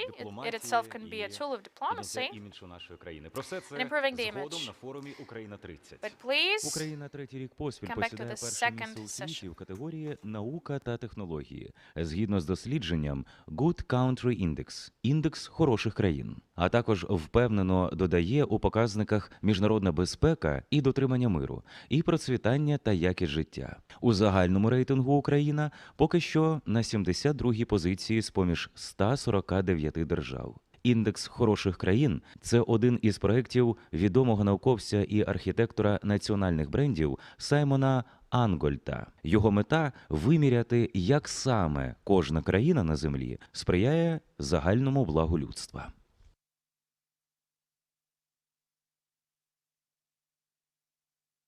Ukraine Now – це бренд України як держави. Його головна мета – сформувати позитивний образ України у світі. Ключові меседжі бренду – Україна не країна бідності, Чорнобиля та корупції, а новий технологічний центр світу. Україна має родючі землі, величезний туристичний та інвестиційний потенціал. Суть бренду ще й у тому, що це держава із динамічною економікою та прогресивним бізнесом, здатна запропонувати можливості, а також країна, що має усі шанси стати справжнім проривом.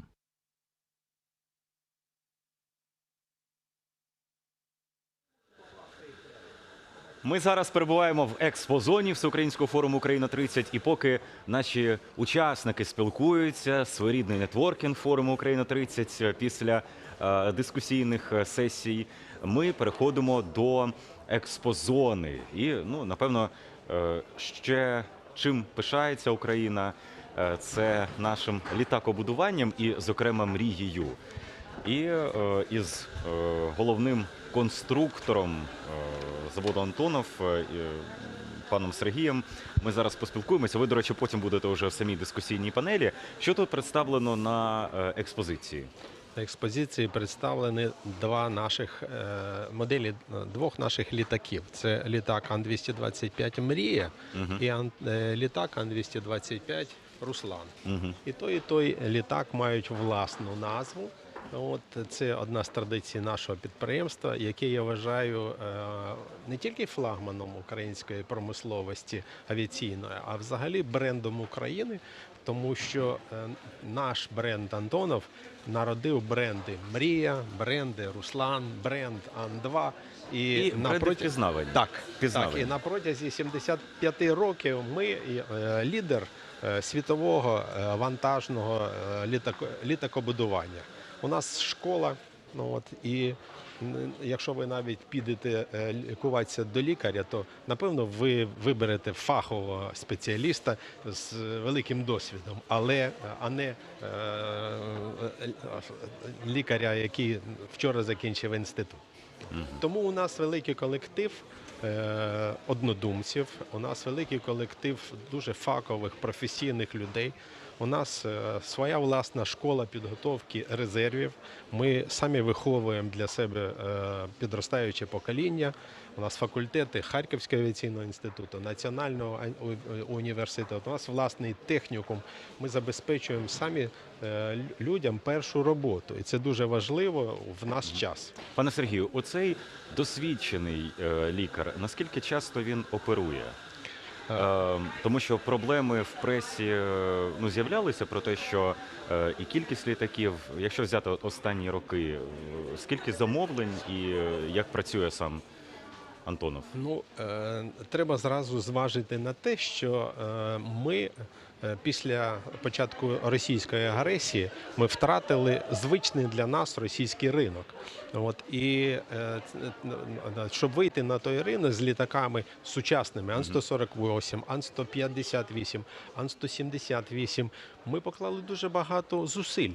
Тому що нас там теж ніхто не чекав. Там є свої національні програми, Суперджет, МС-21, і нам прийшлось дуже сильно попрацювати, щоб потрапити туди. Після війни цей ринок для нас закритий, і ми змушені були 52% комплектуючих, які були орієнтовані на російських виробників, замінити на іноземні. Одночасно. Це потребує дуже великої роботи, це потребує дуже великих фінансових вкладень. І такої міжнародної співпраці. Так. Пане Сергію, по-перше, два таких фактори. Це те, що і в пресі було в інтерв'ю і ваших керівників, що, по-перше, арабський і африканський ринок, є певні були замовлення. І чи було другий фактор, це те, що буквально на минулому тижні було ухвалено рішення про створення дочірнього підприємства відповідно до нового закону, який був в минулому році ухвалений Верховною Радою, це юридичні особи України поза її межами. І створено підприємство «Антонов Канада» в провінції Квебек. Наскільки надії більше на співпрацю із країнами Західної півкулі, з якими сильно в літакобудуванні до того ми не співпрацювали? Я б не сказав, що ми не співпрацювали, тому що ми активно... Там Боїнг, там свої, да. Боїнг – це Боїнг, Аеробус – це Аеробус, Антонов – це Антонов. І у нас нема меншовартості. Я знаю, але у вас є конкурентна перевага. Чому, до речі, канадці зацікавилися? Тому що ви єдині, хто може виробляти вантажні літаки, які працюють у високих широтах. Так. Тобто, коли дуже низькі температури. Я просто, якщо ви подивитесь YouTube, є зліт літака Ан-26 в Бодайбо, це Якутія. Цей ролик зняли наші спеціалісти, які спеціально були відряджені туди, щоб подивитися, в яких умовах будуть працювати наші літаки. І тому наші літаки розраховані на дуже складні умови використання. І це наша конкурентна перевага. І тому що наші літаки можуть працювати в будь-яких умовах і в будь-яких точках земної кулі. Перше. Друге. Ми йдемо на співробітництво з Заходом. І я вважаю, що це абсолютно правильний крок. Єдине, що треба раціонально зробити, щоб наші мізки не вимивалися за кордон. Треба, щоб сертифікати типу залишалися у нас, як у дослідно-конструкторського бюро, як у організації, яка за це відповідає. Треба брати у Заходу те, що у них є добре, і додавляти до того, що у нас є, і робити нашу країну і нашу авіаційну промисловість конкурентно здібною. Я розумію, що ви головний конструктор, але не зовсім прям доречно адресно до вас, але та ідея, яка була висловлена створити в Україні авіаперевізника на кшталт турецького Turkish Airlines на базі саме ДП «Антонов». Це якось зараз просувається, бо це вже майже рік минув після висловлення цієї ідеї президентом. Я думаю, що це не на базі ДП «Антонов», а на базі літаків, які ми робимо. Я думаю, що ця ідея дуже позитивна, вона конструктивна, тому що будь-який уряд повинен захищати інтереси виробника. Америка захищає Боїнг, Європа захищає Airbus. Треба, щоб і наша країна захищала інтереси Антонова. І в світі дуже складно продавати літак, якщо його не використовують власні збройні сили. Перше, і власний експлуатант. Це відомо, що те, що стосується літакобудування і просування цієї галузі промисловості це завжди міждержавні відносини. Це не може бути. Да, ми з вами не можемо просто так. Ми можемо поїхати, але ми нічого не продамо просто так. Буквально за мить ми вже із паном Сергієм опинимося на основній сцені форуму Україна 30, де й поговоримо про винаходи, про таке нематеріальну спадщину і майно інтелектуальне, яке також є елементом дипломатії та побудови іміджу України в світі.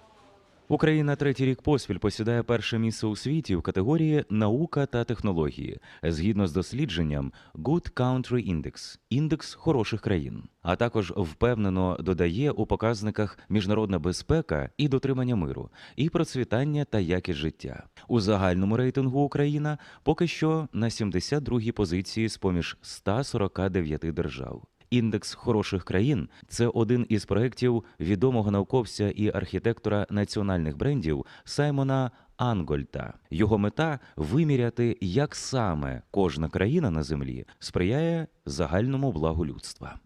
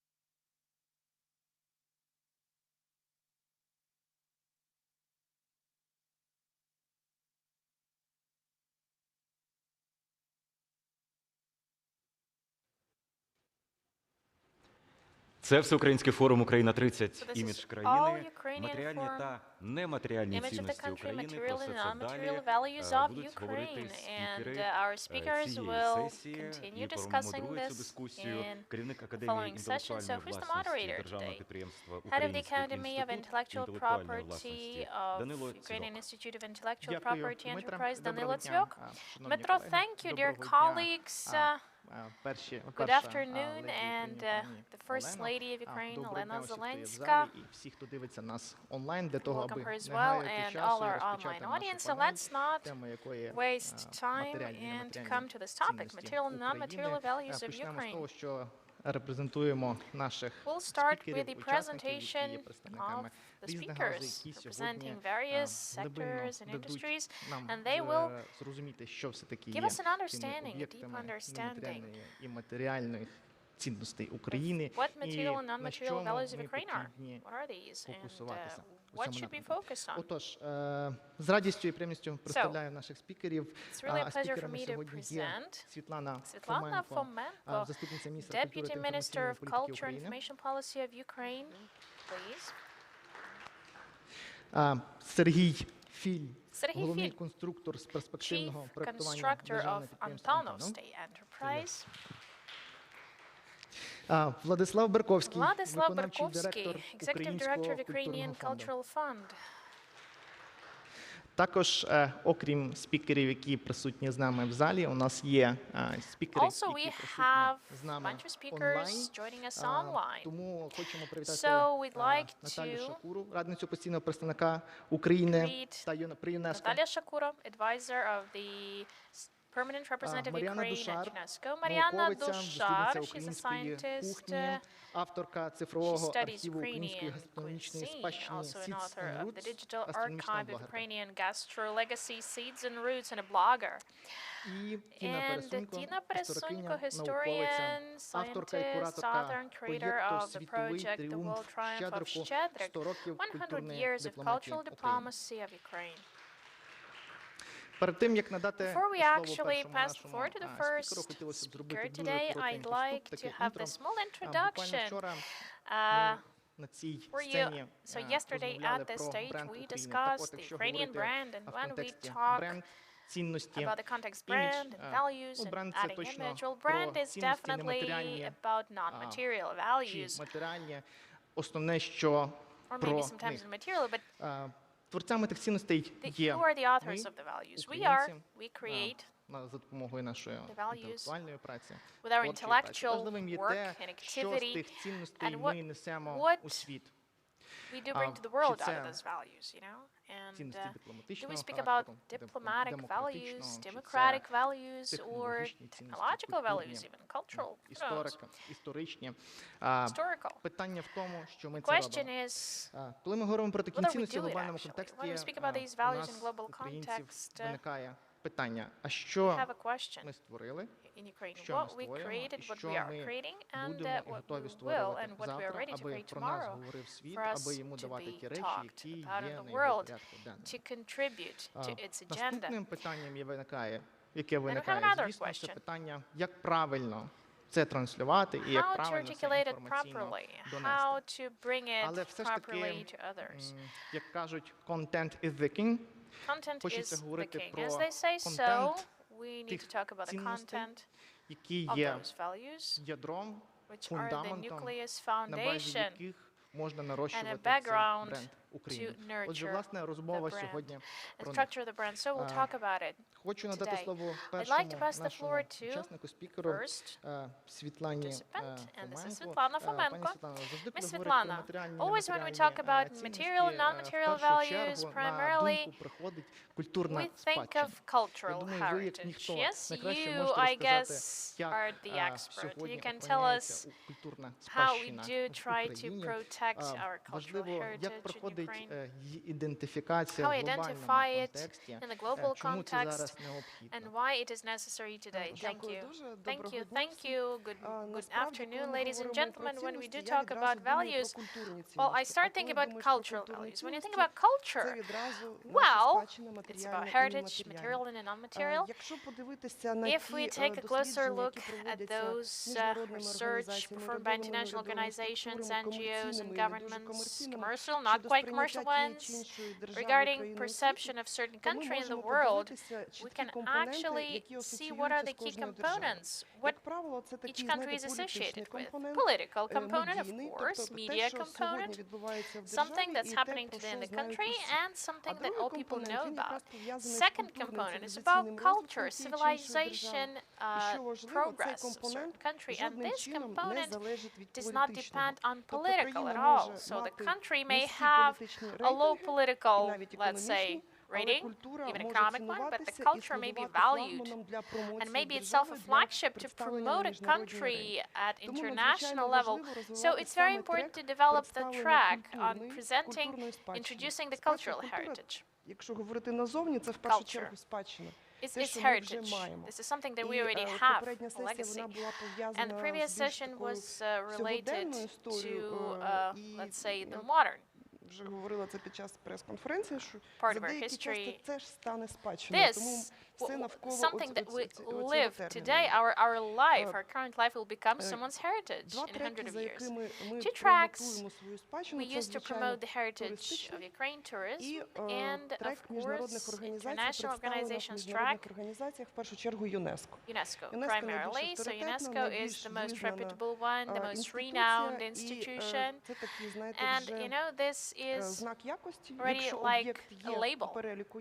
If an object is listed by UNESCO, this object is definitely worth of international attention.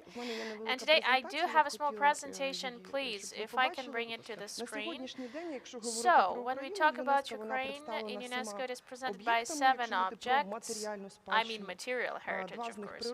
2 of these are natural, and 5 of these are related to cultural components, so you can see it. We've taken Sophia of Kiev and Kiev Petri Lavra into separated these, and this is something that already is on the list of UNESCO, and something that is recognized by international community as universal value for the whole world. And I just want to draw your attention, one of the objects today is within the occupied territory in Crimea, the Khersones of Tavria. And it's important to have these objects on the list. We even take the case with the Russian Federation. Constantly, they try to nominate and renominate the objects as Russian objects. So, the presence in the list, UNESCO list, from a certain state and related to a certain state, object relation to a certain state, it already gives us 100 points to image. So, if you talk about the plans about UNESCO presence in this short list, we have already 17 objects. I will not talk about the quality of the nomination dossiers. I will not talk about it. And the perspectives for these to be included, well, the conditions for the objects to be included on the list, these are quite harsh. I mean, the requirements and the conditions, but unfortunately, not all of those components offered by our state do have a chance today. Firstly, it is related to those threats, subjective and objective, economic transformations, mentality transformations we have in the country today. And it's really important to understand that UNESCO is not an automatic ticket to a better life. It's not just like, you know, a paid ticket. It's a commitment. We do not need to bring some more objects to have more and more of them. It's important what do we actually do, how we do behave to those, how we do protect those that already are on the list, how we do protect the heritage regardless of whether it is a part of the list or not. The other track, let's say, which is not that popular in our country, but is dynamically developing, and there is a huge demand from all the countries to that list, non-material heritage list. Today we have 3 elements ready that are on the list: Petrikivka, Kosiv ceramics, and Dnipropetrovsk songs.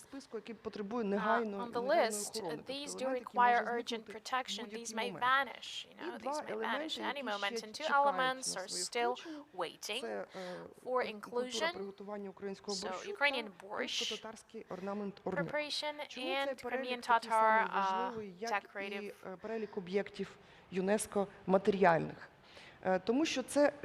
Crimean Tatar decoration. This is a living history. This is a breathing, living heritage. These are practices that people do transmit.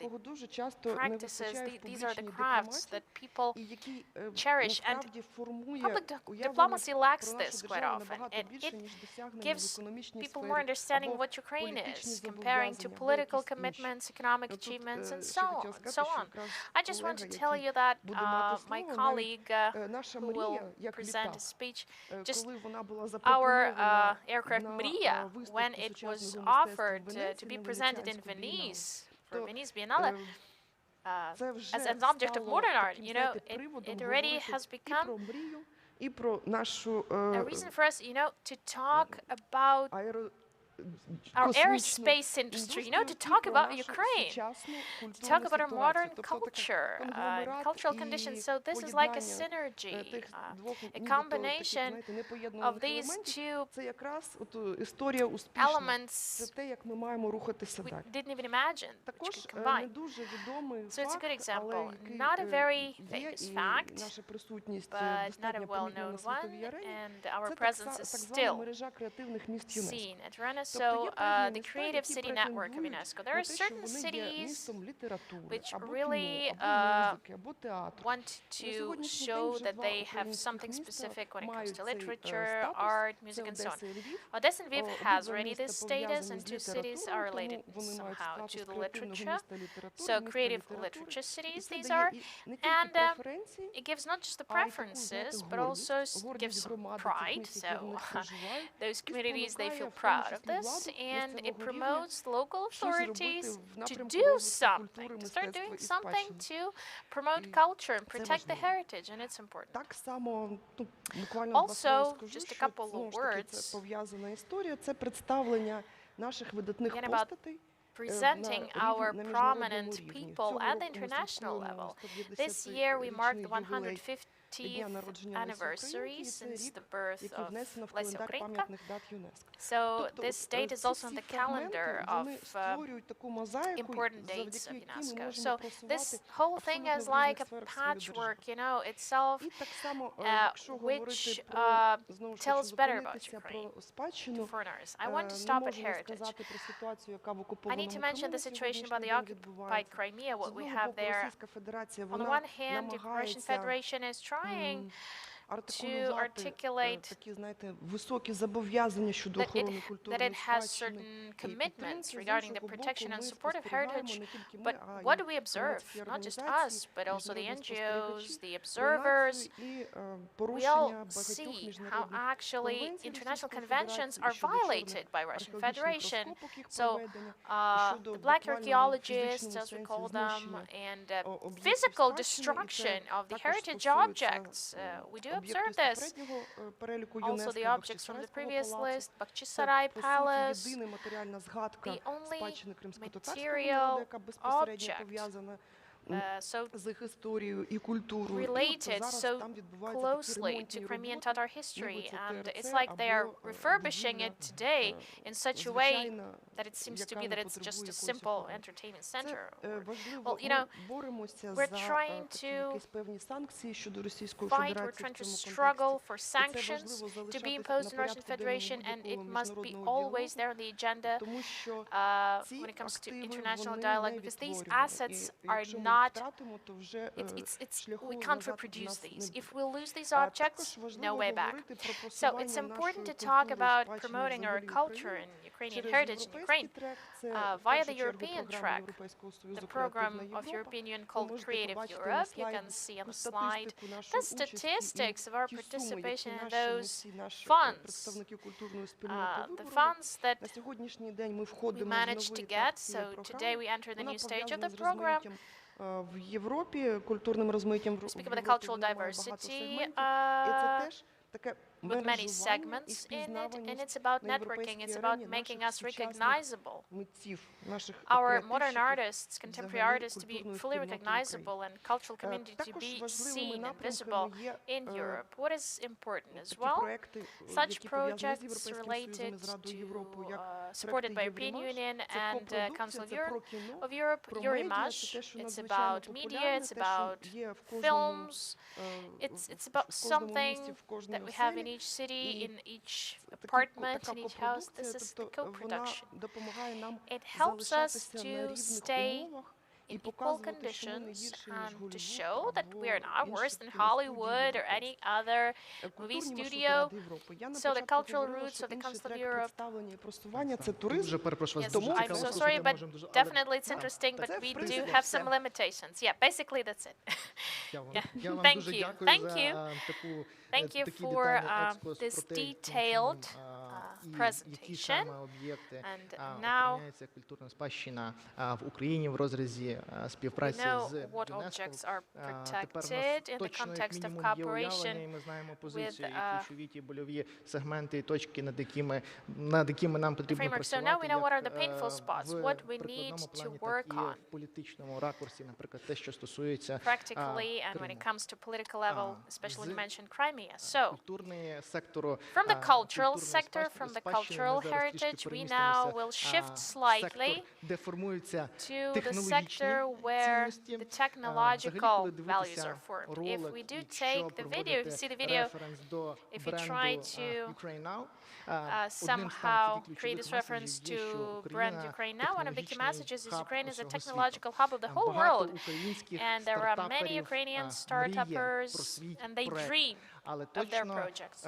усі українці можуть All одною Ukrainians мрією, як definitely мінімум, пишатися у can be цьому proud of one напрямку. dream called Mriya. Такою мрією є наш The Ukrainian транспортний word for літак the dream. This is our cargo Саме в цьому aircraft. році йому Mriya. виповняється This 33 year роки it has it від marks того its часу, як його 33rd побудовано. birthday І since the маємо day of унікальну the construction of the нагоду first сьогодні aircraft. And today поспілкуватися we з have a паном unique Сергієм chance to Філеєм. talk to Serhiy Fil. Пане Сергію, Serhiy, розкажіть, будь ласка, tell про us, please, успішну реалізацію about successful проекту, implementation про of the його project, історію, про ті about нові its рекорди, history, які about він the new ставить. І records зрештою, як саме it's цей successfully breaking. кейс So, може стати успішним прикладом if того, this що case, в Україні будуть and I think this зрощуватися case can be a нові successful one for us to технологічні promote Ukraine, проекти. to show that Ukraine is Дуже capable приємно, of що вони nurturing new відбуваються technological у projects. державному It's секторі. great that we Тому have it прошу in the вам, state будь ласка, sector. Please, Serhiy. Добрий день. So, good afternoon. Для мене це For незвичний me, this is досвід quite an виступати unusual перед experience такою аудиторією, presenting тому що я this представляю information той in напрямок front of this у audience because I present роботі such an industry. дослідно-конструкторського бюро, який є непублічним. Ну так сталося, We are що not public people, мені constructors usually, you know, and запропонували engineers. виступити I was offered тут to перед вами, present і this тому to я you. буду Therefore, I'll розповідати tell you about про бренд the Мрія як brand бренд called України. Mriya as a Але я Ukrainian хотів би brand. But сказати I just want слідуюче, що to say the брендом following. України є Антонов. Antonov is А a в Антонова Ukrainian є brand, різні and бренди, Antonov has серед various яких brands є бренд in its Ан-2, portfolio. наш An-2, літак, який our aircraft, we do have. літає стільки, скільки люди не живуть. And От. it's been У нас flying for є so long, people don't live that Ан-12, long. And we основний have літак радянських ВДВ, військово-десантних військ. also military aircraft types. Ан-225 Мрія, це наша мрія. An-225 Mriya, І, the ще за huge cargo радянських aircraft, часів, and якщо ви even in подивитесь Soviet на старі times when you'll see фотографії, the old там було photos, українською мовою написано Мрія. Mriya was written in Ukrainian there, І not in наш Russian. головний генеральний And конструктор our Володуєв точно сказав, що leading Мрія це constructor told те, that що Mriya нездійсненне, те, що something, you know, that you заставляє нас can't йти achieve. вперед, It's something, і the dream весь itself час is something that тримає pushes, нас у напрузі. pushes us Тому further. це It бренди keeps us наші, under pressure. і ці These are our бренди brands. створені And these великим brands are колективом created людей. by a big team of Я хочу people. зазначити, що I just want to нам note за роки that незалежності вдалося within these зберегти 30 years, авіаційну we промисловість, managed якій зараз to save налічується aircraft більше and 50 space тисяч industry. чоловік. More than У 50,000 нас people є are не тільки employed there. дослідно-конструкторське It's бюро not just наше, КБ, about яке займається Antonov літаками. Constructors На Bureau dealing with Запоріжжі є aircraft. In Zaporizhia, конструкторське we бюро, яке have займається двигунами. І так само a bureau вони producing можуть engines and сказати, що designing і engines. Івченко, Прогрес, і Мотор Січ – це теж бренд Ivchenko України. and Тому Motor це Sich, these я are the тут brands of вважаю за Ukraine. честь And представити for me, it's an велику honor to кількість present наших авіаційних спеціалістів. huge Зовсім number не of дурних, airspace зовсім experts. з нормальним відчуттям With this, у нас нема We меншовартості. don't have this feeling of Ми inferiority, давно you себе know. позиціонуємо We на position ринку як ourselves, we present нормальних ourselves in the market конкурентів as світовим брендом. competitive brands to the world Якщо ones. скажемо ми про So, мрію, if we talk мрія about Mriya, about це this wonderful plane, продукт, it's a product ракетно-космічної of промисловості Радянського airspace Союзу. industry, Унікальний Soviet проєкт, airspace їх industry. повинно бути At that time it 12 was. було, наскільки я We пам'ятаю. plan to have І 12 of на these цих projects, літаках of these повинні aircrafts, ми були and робити декілька завдань. there were a Перше couple of tasks завдання for це these треба було в aircraft. Байконур First, на місце дислокації наших ракет these звозить big planes комплектуючі частини. Ці were planned to комплектуючі частини transport з components to усього Baikonur Радянського space Союзу station. неможливо було звести It was impossible at that звичайними time to use видами ordinary транспорту, aircraft or і ordinary знадобився transport літак. for that, and we had to construct a plane for it, actually, to transport it. So the second task for this aircraft was to transport the Buran space Цей літак, equipment зважаючи на величезні and розміри країни, міг приземлятися на злітно-посадкових майданчиках у великому діапазоні, і треба було його звідти привезти знову на Байконур. Це друге завдання. after the landing to Baikonur. The third task, nobody knows that much of it, but it was a really interesting task, and it actually shaped the visual appearance of the plane. Зробити стартовий майданчик для космічного винищувача. Був час зоряних війн. For a space plane, it was a time of Star Wars, and you know, we had this Cold War in space as well between USSR and the US. Тему спіраль. Можете подивитися в Вікіпедії. Унікальна робота, яка повинна була забезпечити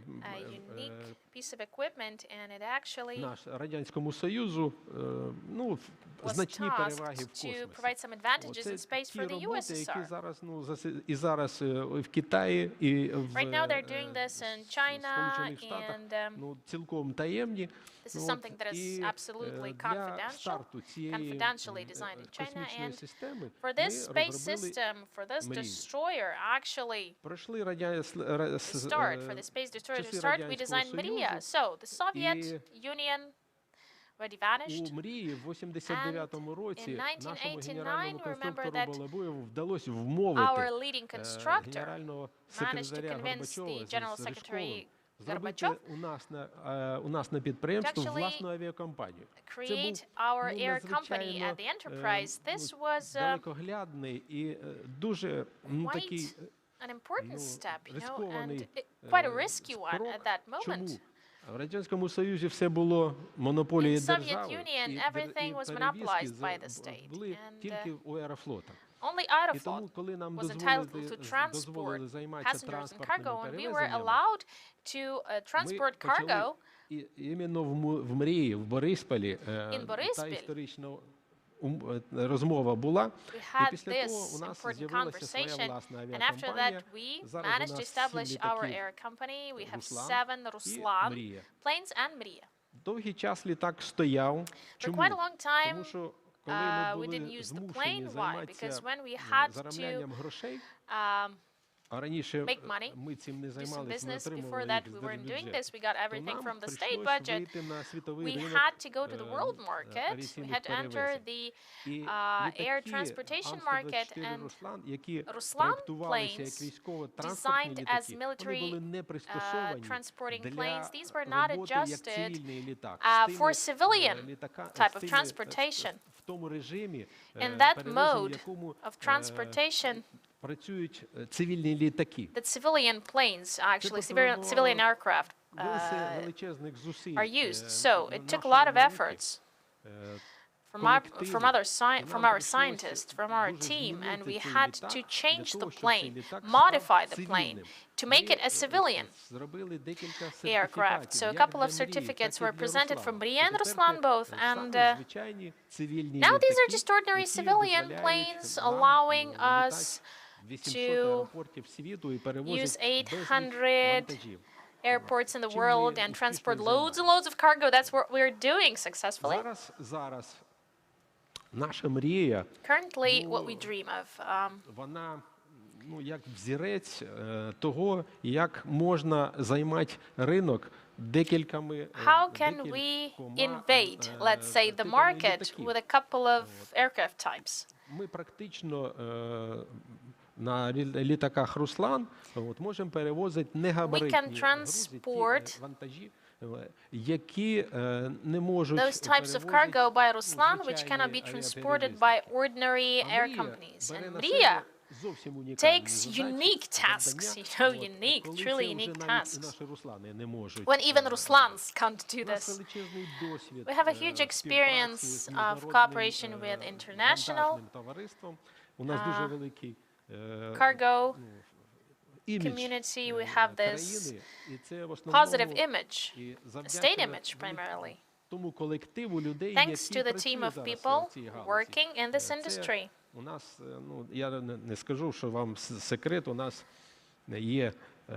not a secret.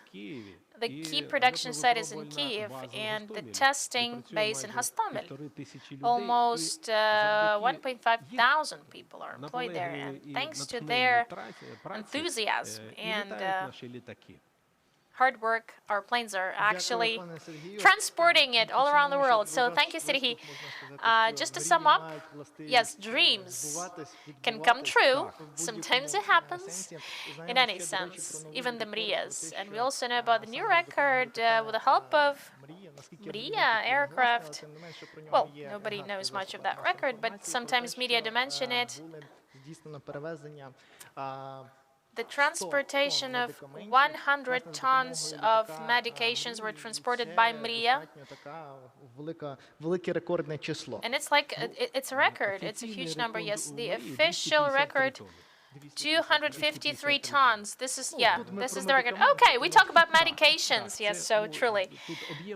The volume, yeah, we need the volume, yeah. First thing, and then Mriya,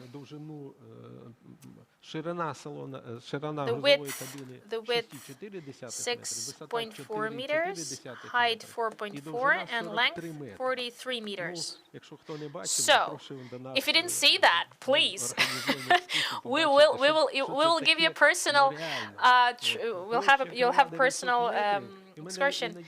So the wing square 900 meters. Sometimes I think that it just goes to the sky and it does not even look smaller. So, but actually the driving style, you know, our experts say that it's basically the same as Ruslan, but they want to actually get the same cameras from Mriya like we have on the boards for this giant to move to other direction, not to touch anything. Okay, Serhiy, thank you. I just want to underline the key message that it's such a huge brand, such an important project, the whole world is talking about, renowned by everyone. Still, it's about people. Thank you. Thank you so much. And I want to go back to culture. And as Ms. Svetlana mentioned, Ukraine closely cooperates and takes part, initiates various projects of UNESCO. So respectively, today we have in online format, Mr. Maurizio Aronica, who is the president of the SDGs Foundation. And I just want to remind you that in this foundation, Ukraine has been a member of it since 2015. Respectively, we had almost 60% of work done, according to the report, in 2020, and now we have new goals to achieve. But I just want us to discuss what is the role of this tight cooperation between UNESCO and Ukraine in the aspect of cultural heritage, and what other areas we do have, except of those that we heard of today. That today we have this intention of expanding the existing list of cultural heritage objects. Mr. Aronica, please. Good afternoon. I would like to thank you for inviting me to this prestigious event. I'm familiar with the topic that is being addressed today, especially since the city that my center represents, Bologna, has been finally recognized and listed as a protected site of UNESCO for its portici colonnade just a few days ago, following the annual UNESCO meeting that took place in China. The process was really long and difficult indeed. We started this journey over 15 years ago. And since then, there have been many stop-and-go inspections, reports, moments of enthusiasm and disappointments. But this ambitious effort has finally been achieved. Now Bologna, in addition to being a creative city for music, can also boast this prestigious status. What are the benefits and which will be the consequences? According to an analysis made by experts from the industry, as well as the region Emilia-Romagna, will draw various benefits in economic terms. Even though we are currently witnessing challenging scenarios characterized by limitations related to COVID, there is an ongoing phenomenon that is linked to the heritage site tourism, meaning tourism and visits to UNESCO sites around the world. It is estimated that at least 50 million people are involved in it. Italy is fortunate to have the largest number of sites of all the countries in the world, meaning 59 of them. Obviously, not only for the reason there are many tourists coming to Italy, but this particular flow of visitors who love art and culture determines a voluminous turnover that benefits transports, hotels, restaurants, shops, including all related industries and sectors. Regarding Bologna, it has been calculated that the UNESCO recognition will result in no less than 10 million euros of free advertising and marketing activities for the current touristic season at least. In addition to these benefits, however, this achievement requires actions in terms of commitment and duties. Each site must be well managed and maintained. For example, the cleanliness of the sites, its safeguarding, and its protection, all these factors are essential in order to maintain the UNESCO Heritage List status. Each site is subject to periodic inspections to verify its conservation and compliance over time. Otherwise, a concrete risk is to end up being part of the opposite list, that of the potential escalations. Currently, Ukraine has 7 official sites and 17 sites on the tentative list. Some of them were even proposed since 1989, such as Taras Shevchenko Stone or the Chernikov Old Town. It's easy to understand that it will be very difficult, if not impossible, that they can now be part of the UNESCO sites. Both the official sites and those on the tentative list are tangible. In my opinion, this is a pity, because the country is full of intangible resources that deserve to be valued, from art to cooking to local traditions. Our UNESCO Center has been active in Ukraine for a couple of years, and thanks to a memorandum signed with the Foundation for United Nations Sustainable Development Goals, it has already developed some initiatives aiming at providing social and cultural benefits to the Ukrainian society, in compliance with the 17 goals of the 2030 Agenda of the United Nations. From the very beginning, we have obviously tried to involve and collaborate with UNESCO Ukraine. And lately, we have been in contact to build the ground for successful synergies that could be created. For example, we believe that the creation of a network of clubs for UNESCO would certainly favor the achievement of important goals, since the awareness of local peculiarities could be the winning key in terms of the development of new projects and initiatives. In Italy, this tool, implemented from the FICLU Federation, to which we belong, has given much institutional strength by boosting the historical, cultural, and social relevance of many of the 59 Italian sites. We are ready to offer our expertise in this respect.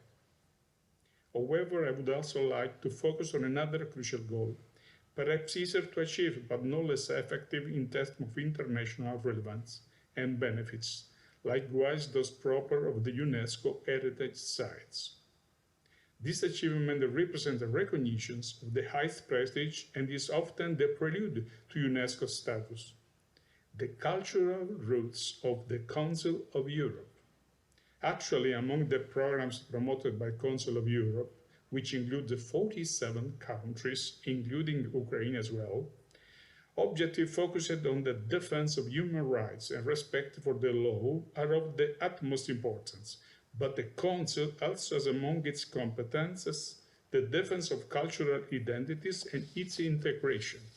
For this reason, the cultural roots of the Council of Europe have been developed and promoted since 1987. They are an invitation to travel and discover the rich and varied European cultural heritage. Their aim is to create a network of people and places linked together thanks to common cultural, historical, and social heritage. The cultural roots put into practice the values of the Council of Europe: human rights, cultural diversity, dialogue, and intercultural exchanges. Ukraine joined 3 of these 45 itineraries since the end of March of this year, 2021. But there would still be the opportunity to join at least 10 more itineraries, since its oblast, association, and clusters have the required characteristics to do so. These recognitions will lead to visibility, tourism, free training, advertising, and investment by joining a network officially certified by the Council of Europe. Among my institutional role, there is also that of international stakeholder recruiter for the Council for Europe, and my goal is to promote the involvement of many countries, especially those of Central Eastern Europe and the Caucasus. I've already started working on this program by visiting Ivano-Frankivsky a few days ago. I met with the representatives of the Oblast, the regional council, the municipality, and the university to create a special itinerary for the Carpathians. I have already mentioned this to Ms. Deputy Minister Fomengo, and I hope we will soon be able to have a meeting to work together in the best interest of the cultural development of Ukraine. Thank you. Дякую, містер Ароніка. Надзвичайно Thank you, Aronika. Thank you, Mr. Aronika. It's really nice to know that representative of UNESCO, representatives of UNESCO keep this tight contact, and як мінімум, що у нас є ще 10 програм, які ми маємо реалізовувати з стейкхолдерами. they actually are ready to help us to implement these 10 programs with the stakeholders, and in this process, Ms. Svetlana Fomenko is taking part successfully. But what I want to mention, at the press conference, you said that, yes, the prestige that was mentioned in the video is really important, but what is even more important? The commitments and meeting the commitments. Thank you for this work and thank you for this opinion. If we do talk about commitments, we need to talk about certain initiatives and decisions which actually help to draw more attention to Ukraine. So, we'd like to ask Наталю Шакуро, радницю постійного представника України. Natalia Shakuro, advisor of the permanent representative of Ukraine at UNESCO. So, she's online, Miss Natalia. You're so much welcome. Hello, dear ladies and gentlemen, dear participants of the forum. I just want to talk about the cooperation of Ukraine and UNESCO, the protection of cultural heritage and historical heritage. Ukraine has a rich culture and history,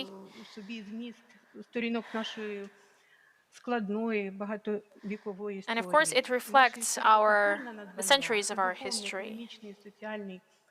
So we speak about this social and spiritual value and social and spiritual capital. It's how we represent ourselves at international level. Material and non-material heritage of Ukraine, this is a unique cultural phenomenon, which is a part of world culture. And this phenomenon also creates a positive image for the country, promotes its touristic potential and investment attractiveness. Cooperation of Ukraine and UNESCO in the area of cultural heritage protection helps our experts to implement the best world practices on how to protect the objects, how to develop museums and art objects, and how to create the institutional environment to better protect it. Ukraine today is a signatory to many UNESCO conventions. It's important to note the Convention on the Global Cultural Heritage Protection and Non-Material Heritage Protection. It was already mentioned. What does the status, UNESCO status, give? This status promotes the popularization and protection of the integrity of unique complexes and monitoring and control over its condition and how we do preserve it. 7 objects of cultural heritage and natural objects already are there on the list of global heritage. And what I would like to note, out of these 7 objects, 4 are located within the Ukrainian territory and 3 objects are partially located within the territory of other countries. After the 44th session of the Committee of the Global Heritage, we decided to extend the they decided to extend actually to extend the transborder object. So we speak about forests. So we have only 18 countries. I'll just mention this for you to understand the scale. Austria, Albania, Italy among it, North Macedonia, Romania, Slovakia, Slovenia, France, Switzerland, for example, and Ukraine. So imagine this, one object within 18 countries. In the representative list of the non-material heritage, we also have Ukrainian elements, and we have 2 other nomination dossiers in the committee: the Crimean Tatar Declaration and also the Borscht.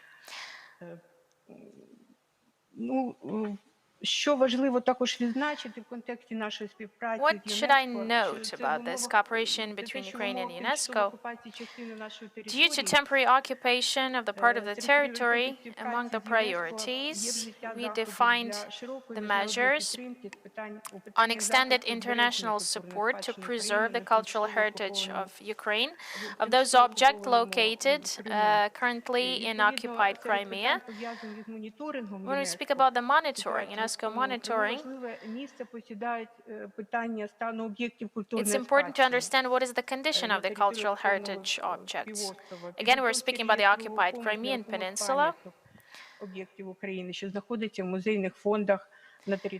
museum archives as well, the condition of museum archives, because Russian Federation occupied the Crimea, violated all the standards and norms of international law, all the bilateral Russian-Ukrainian agreements, and today they really not only want to restrict the key freedoms and human rights, but they also definitely aim to destroy the cultural heritage. And it relates to UNESCO sites as well. Khersones was mentioned today, and numerous, yes. Thank you. It's really important, Natalia. You're mentioning very important issues, but I'm so sorry. We do have the agenda, and we need to stick to agenda anyway, so we cannot extend the agenda, unfortunately. Then I will finish briefly. I just want to say that we have a serious support in UNESCO, and we have so many partners supporting us, helping us to protect our heritage, cultural heritage, and our values in conditions of the occupation. And UNESCO organizes meetings, awareness-raising campaigns for the members, providing information about occupied Crimea as well. And the Executive Council of UNESCO is making decisions called the monitoring of situation in the scope of the competence of UNESCO related to temporarily occupied Crimea. What is also important? UNESCO is an organization which does not just create the world standards, but it helps the states to implement the standards.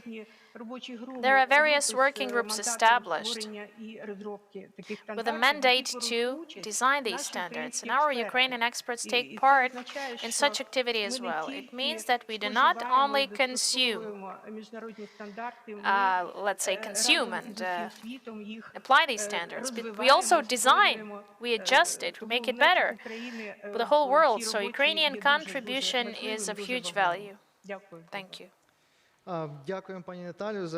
Thank you, Natalia, for this detailed information about Ukrainian contribution. Now I would like to come to another speaker.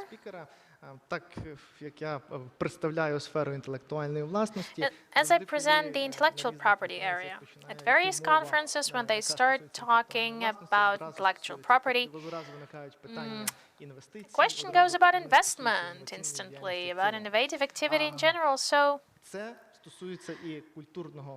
it goes for the cultural aspect, and we're happy to say that in the area of the cultural area, creative industry area, today we have the development investor, we can call him like that, Ukrainian Cultural Foundation, and I want Vladislav Barkovsky, Executive Director of this foundation, to express his opinion and tell me, please, using your organization as example, how you support creative projects in Ukraine.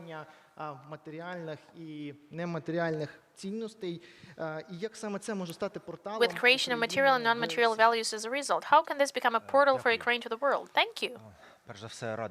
First of all, I welcome you all of us staying here in the hall, offline and online. And we've almost had these 2 years of lockdown. Now we can see each other face to face, and our culture, I guess, suffered the most because we all went to the remote format, online format, due to pandemic. When we talk about culture, primarily, and when we talk about the culture as Ukrainian trend and Ukrainian image and how we introduce Ukraine to the world via culture, via its history, we need first to ask ourselves, the first question to be asked, what people do want to get from us, what they want to get from us, those people who are behind the border. But it's better to ask ourselves what we can show you staying there. To stop being a service provider, but start being that one who shapes the demand. And in the activity of my organization, in the activity of the Ministry of Culture, those who represent the culture, all of those, if we talk about image component, it's about creation of demand for our Ukrainian product abroad, making it competitive, making it visible, recognizable, and demanded. Of course, it's a logical intention. All these actions are impossible without funding, without state support, and the Ukrainian Cultural Foundation currently is the key state investor, I can say, which helps to develop Ukrainian culture, making it visible, developing creative industries, and Ukrainian Cultural Foundation in a certain way shapes the vision, current vision of how other people see Ukraine abroad, our image, and we also create this cultural landscape within Ukraine. Creation of that grant system, system of grant programs we have today in Cultural Foundation. I just want to say that today we have 14 programs and more than 50 lots, and the overall financial portfolio more than $500 million hryvnias invested in culture development, creative industry development. So we spend this to support the culture and to create its image. And via this image, we articulate, introduce ourselves, let's say, to the world. But when we go to a lower level, one step lower, if you take one step lower, we talk about values which would allow us to present our state and what can we show to other states, to international community or to Europe. We can work with those European programs that Deputy Minister mentioned, Creative Europe and UNESCO projects. It's not a big segment, it's not a big area, it's not a big window of opportunities on how to introduce ourselves. Our cultural community itself is an opportunity to present it. One of its elements is the cultural component presentation. When we see the statistics, 2018, number of applications and supported projects via UCF, please, you can see that annually, every year, we have more and more of applications and more of supported projects. In 2022, 23 will have almost 5,000 of applications. That's what we forecast to get funding for various projects related to creative industries and culture. And in this context, we have this small share related to our historical and cultural heritage, material and non-material. When we talk about material cultural heritage, it's obvious that to present it to the world, we need to bring information of what we are proud of, what we have, what is attractive for tourists, scientifically attractive, where can you perform the research, what you can see, and what is a certain brand, how can we make Ukraine recognizable. And we have two basic elements here. First one is digitalization, with the use of which we can present the objects, and revitalization, bringing it back to the everyday life, when we can actually make it a part of our life, I mean the objects themselves. When we talk about material objects, usually, which may be interesting for the partners presenting Ukraine, we speak about architecture, non-material heritage, traditions, and so on. But actually, we do have this powerful segment of objects which will be interesting to people. Archives, the documents relating, connecting our history and culture, Ukrainian history and culture, with neighboring countries and the whole Europe. We talk about objects allowing us to bridge, not at the level of state, but at the level of family, genealogy, all these family connections. We can see today, even thanks to these documents, how this Eastern Europe is merged into one big landscape, and UCF allocated more than 90 million hryvnias for revitalization and digitalization of the cultural values. Projects related to digitalization and online presentation of archive documents, library heritage, and of course museums. Creating online tours, online museums, online collections. From any place of the world, we can actually, being elsewhere, we can touch our heritage, we can see, we can hear. So Tina Peresunko will tell you about Щедрик, but this is what we have, and this is the opportunity to finally shape this global demand for Ukrainian product. Material and non-material values. Власне, тому я можу сказати, що власне ми бачимо своїм таким головною ціллю на сьогоднішній день діяльності. Це в першу чергу формувати попит на український культурний продукт державні інвестиції в via культурну state сферу, investment in cultural area, in creative industry, and to make Ukraine recognizable. Це український бренд, це For українська people культура, to і це make sure this is Ukrainian brand, this is Ukrainian culture, this is the best. Thank you, Vladislav. When we speak about shaping the demand for Ukrainian products, so the important mission is to continue this work, is to do this for our future generations. Digitalization is the bridge, joining the cultural aspect with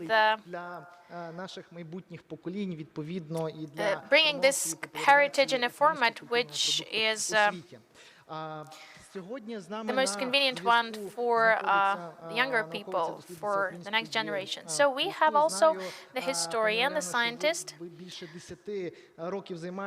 Mariana Dushar. For more than 10 years, you've been studying Ukrainian culture and Ukrainian cuisine as well, and culinary traditions.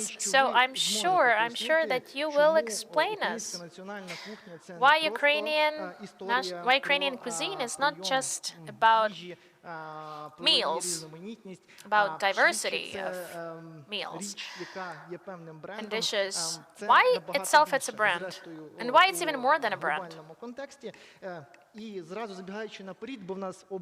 We don't have much time. Still, I really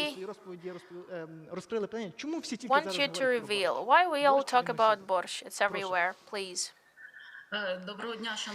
Good afternoon, dear colleagues.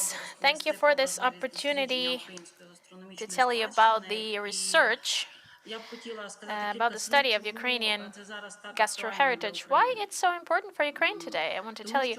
Because we are the descendants of those who had this horrible trauma, wars, and Holodomor.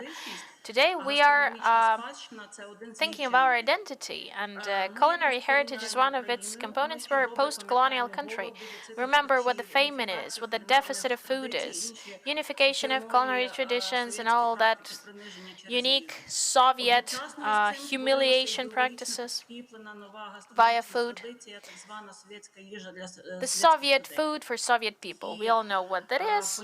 That was artificially created, and the traditional cuisine, actually, it almost vanished. And these narratives appear to be quite strong even today, in 2021, when we are an independent country. There are a lot of marketing manipulations in the media.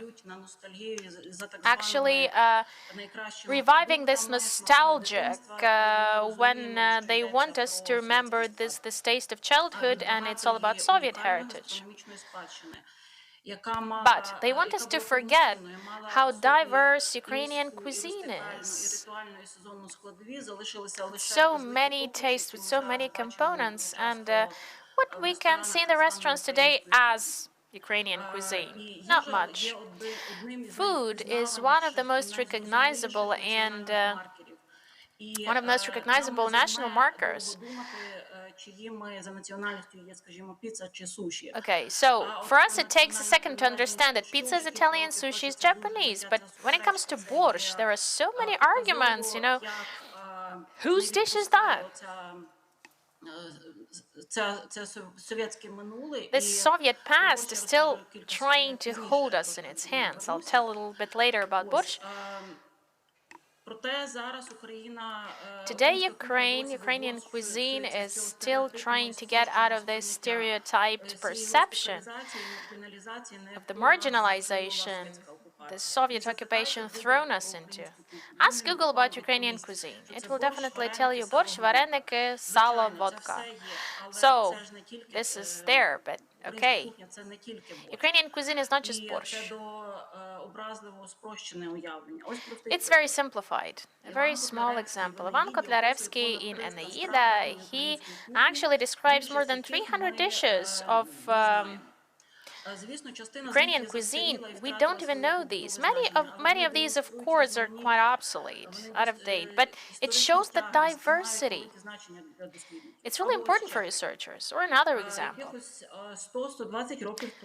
140 years ago in Ukrainian recipe books, we've seen the dishes fully compliant with European culinary fashion. Emilia Levitska, Olga Franco, and others, such authors of recipe books, they actually were the founders of Ukrainian culinary traditions. They actually described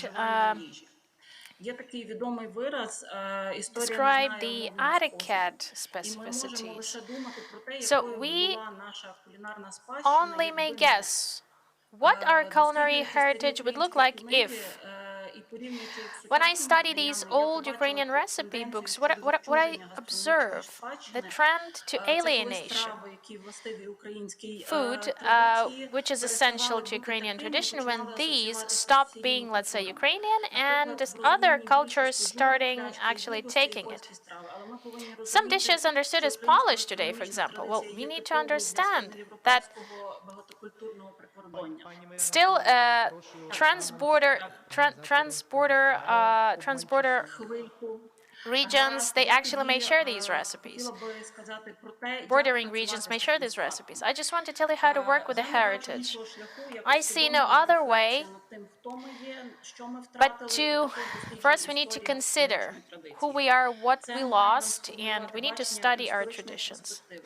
That's how we will have this vision of historical perspective. We'll create background for the modern Ukrainian cuisine. If we speak about borscht, it's a very good example of the struggle for identity. And what I really like, this topic finally being discussed, I do think that if we involve Ukrainian historians, anthropologists, this process of borscht returning back to our cuisine will definitely be complete. In very end, I'd like to draw attention to a couple of important projects that help us to create this integral vision, complex vision of our culinary history. So we start finally registering our products and dishes as non-material heritage objects. The Karim pies and honey, Ukrainian borscht, and also the local cultural heritage lists. These include recipes as well. If we speak about books, I need to remember this publication, Ukraine Food History. Mariana, I'm so sorry. We have another speaker, and we are out of agenda. Then I just want to finish this with this quote. We are what we eat, but I think it's quite important for us today. Our culinary heritage becomes our first identifier, first marker, and the last shield to protect us. Congratulations to you all on the occasion of our 30th anniversary. Glory to Ukraine, glory to heroes. Thank you, Mariana, for this wonderful way of protecting our identity and presenting our identity to the world. And we have the last speaker and another case. In her way that can be called a soft power way, using the cultural diplomacy. Thanks to the cultural diplomacy, many years ago we managed to give a new vision. And you look at Ukrainian culture to the world. So Tina Peresunko, historian, scientist, author and creator of project The World Triumph of Shchedrik, 100 Years of Cultural Diplomacy of Ukraine. Ms. Tina, please tell us why it's so important for us today to continue working with cultural diplomacy and how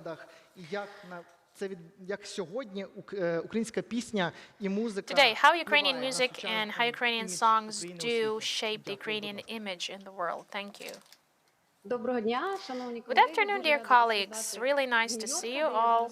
Greetings from New York. It's my research visit. I have an interesting mission. I study an interesting page for Ukrainian American heritage. So, how Щедрик by Mykola Leontovich managed to infiltrate into America, and it was transformed into Carol of the Bells. I've been doing this for many years, and now I'm convinced that Щедрик is not only our resource of cultural heritage, but also an unique tool of image policy. It's our investment to the world. And yesterday I heard an interesting statement at the panel about Ukrainian brand of our guru of national branding, Simon Anholt. He told that what is the sign of good branding? It's not about competing. Being brand is not about competing, but bringing value to international arena, enrich the world. And this is the project that Ukraine can give Щедрик. 100 years ago, when it was presented abroad, in Europe first, then in the US, it became a music card and a gift of Ukraine to the world. Alexander Koshit's choir presented it. It had the diplomatic mission.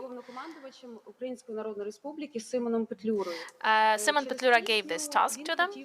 And through this song, he wanted to get some support for the Ukrainian People's Republic. It was fighting for its independence at that moment. And Щедрик managed to complete its mission. The choir presented it all around the planet in 17 countries, in America and Europe. And you can see on the screen, you can see the fame, you can see that it was triumph, the way it's written in various languages. Щедрик, you can see English, French, German, Dutch, with mistakes.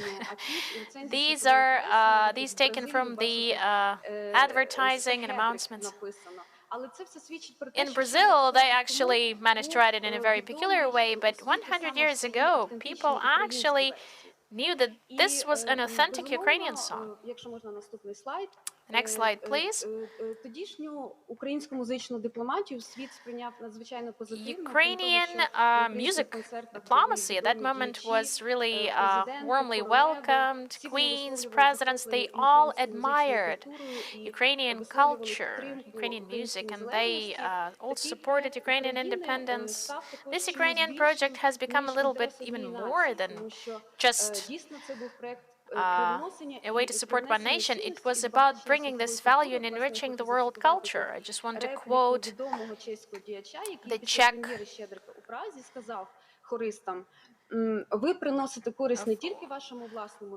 one of the Czech representatives. You bring a lot of positive, not only to your people, but you enrich the culture. But this noble propaganda was, let's say, did not help us to reach the goal. The Ukrainian People's Republic was not supported its independence, and but the choir still continued being Ukrainian voice in Rio de Janeiro after the premiere of the Щедрик in Brazil. A famous writer and director of Brazil Academy of Literature, Enrique Coelho Neto, wrote, "Ukraine, please do sing, your spring will come to you."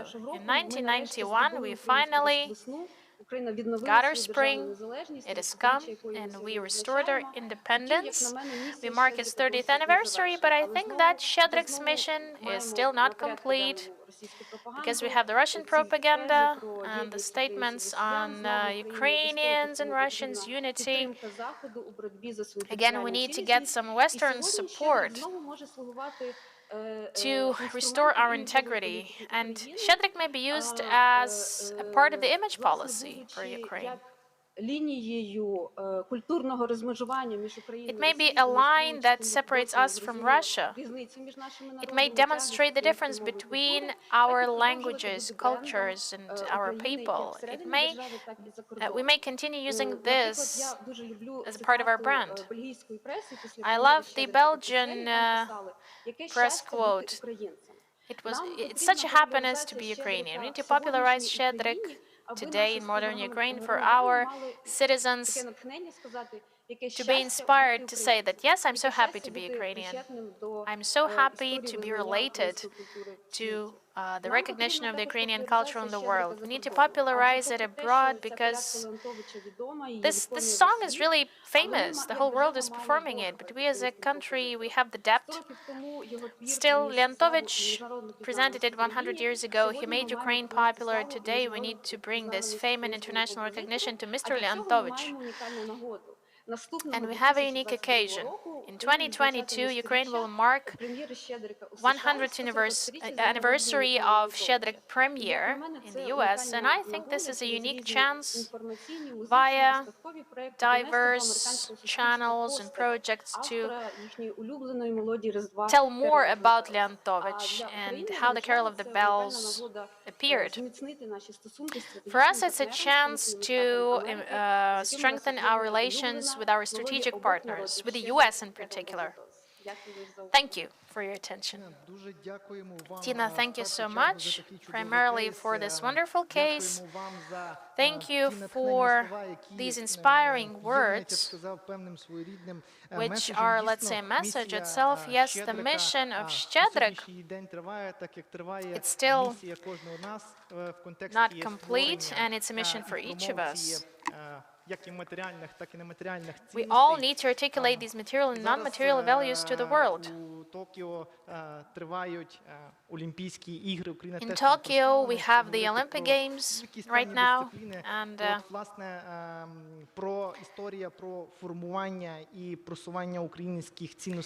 the promotion of Ukrainian values in the world, it's not about, it's a marathon. It's not 100-meter route, but it's, it's a long, long way.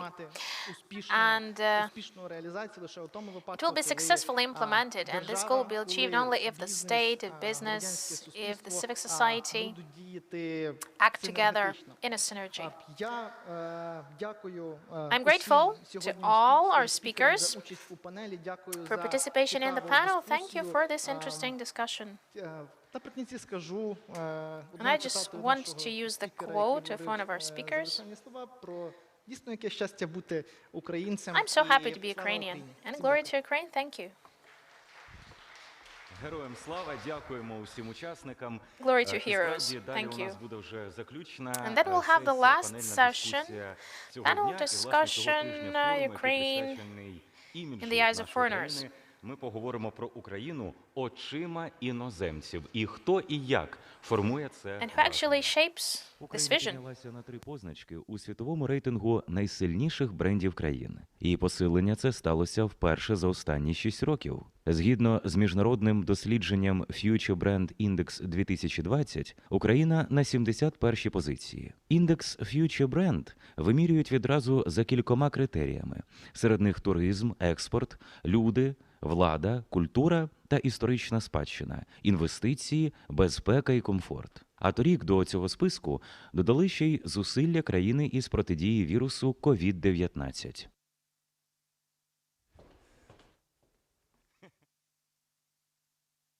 Україна 3-й рік поспіль посідає перше місце у світі в категорії «Наука та технології», згідно з дослідженням Good Country Index – індекс хороших країн, а також впевнено додає у показниках міжнародна безпека і дотримання миру, і процвітання та якість життя. У загальному рейтингу Україна поки що на 72-й позиції з-поміж 149 держав. Індекс хороших країн – це один із проєктів відомого науковця і архітектора національних брендів Саймона Ангольта. Його мета – виміряти, як саме кожна країна на землі сприяє загальному благу людства.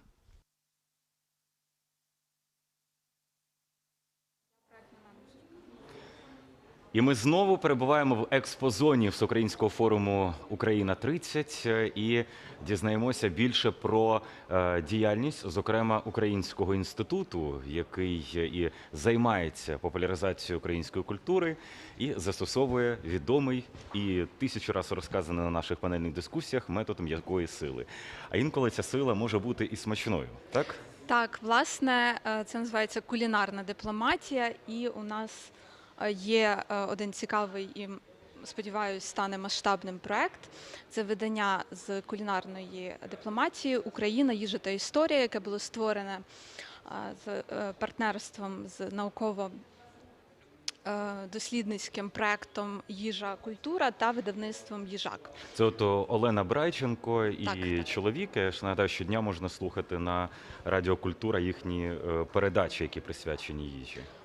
Так, власне, це видання створювалося за упорядкуванням Олени Брайченко, і сюди увійшли рецепти шеф-кухарів спеціально запрошених. Там є близько 5 рецептів українського борщу, звичайно ж, як без нього. Використані оригінальні фотографії, і ми зробили його 2 мовами для того, щоб можна було надавати до розповсюдження через посольства та інші дипломатичні установи України за кордоном. А також воно є доступним і в електронному форматі, яке можна скачати на сайті Українського інституту. Або підійти до нашого екрану. Давайте підійдемо до нашого екрану. Це вже в PDF-форматі. Так, це електронне видання, оскільки ми розуміємо, що для того, щоб поширити якомога більше, зараз більшість людей користуються інтернетом, тому ми адаптували його і в електронному форматі. Можна погортати, подивитися.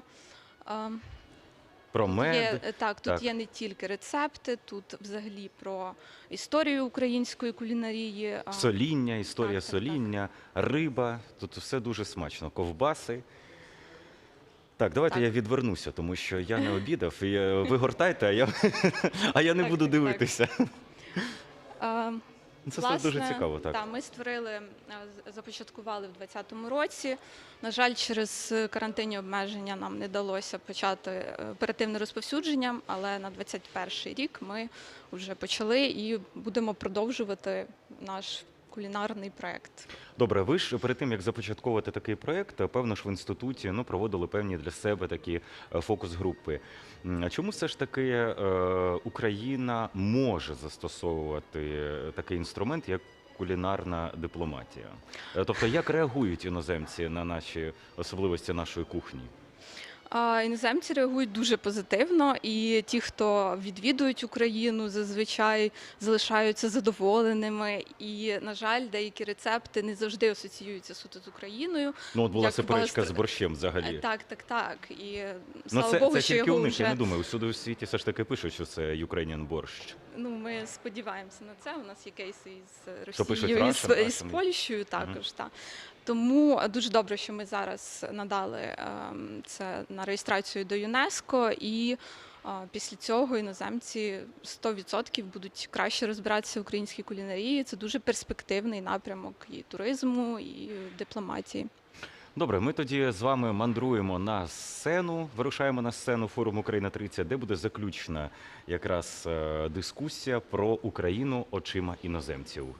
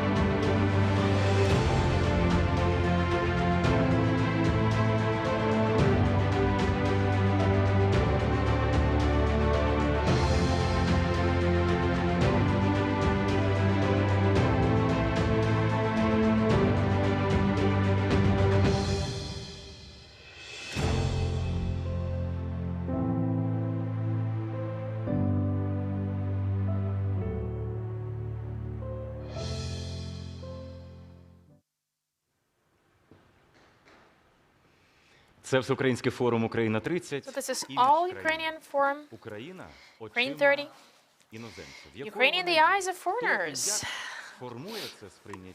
Who is shaping this vision, this attitude, this perception of our country? So, in the eyes of the people who come to Ukraine, or if they get familiar with Ukraine while staying in their countries. So we have already our speakers on the stage, and who's the moderator? Creative Director of Ukrainian Institute Tatiana Filevska. Have a productive discussion, ladies and gentlemen. Good afternoon to you all, and we start the final panel for today. These really diverse and interesting two days. What is the image of Ukraine in the world? So first of all, a technical remark. So in this panel, we have international participants using English. So if you do need translation, you can actually use the microphones or headsets you have, so we will switch between English and Ukrainian. So I'd like to present our speakers. So we have Her Excellency Melinda Simmons, the Ambassador of Great Britain to Ukraine. We have the French entrepreneur and ready Ukrainian entrepreneur, former mayor of Gluhiv, Michel Tereshchenko. Photographer, editor of Ukrainian Forum, and also the author of the book about Ukraine, Ukrainian Guide in Japanese, Takashi Hirano. And also we have two people with us online. Andrei Stoico, coordinator of project Studying Ukrainian Image in EU Countries. And we have Dr. Jade McGlynn, Director of Research, Henry Jackson Society. Thank you. Thank you so much. And within these 2 days in the forum, we've been discussing how exactly Ukraine is presenting itself to the world, what this public sector is doing, business, what is it doing, the synergy, how it works, and interaction. So what aims do we set? But it's really important as well to know and to clearly identify how we are seen outside, what people do know about us, what is the attitude and the perception of foreigners. And it's really important for this understanding not to be intuitive, not just be backed by subjective experience, individual experience, but with actual data, research data, and evidence. And we finally do have this bunch of research and bunch of studies. We know what the public opinion is. We know what experts do think. They give us some tips, give us some clues to start understanding where we need to put our efforts. One of the research performed by the Ukrainian Institute shows what are the expectations from professional interaction in Ukraine, Poland, France, Germany, Turkey, Japan, and US. So we've been working with these countries. And within these 2 days, various speakers used the data from this research. And we are so happy that the results are really useful for various organizations and institutions. And these are functional. So a small teaser right now to you. We've been completing the same research in UK.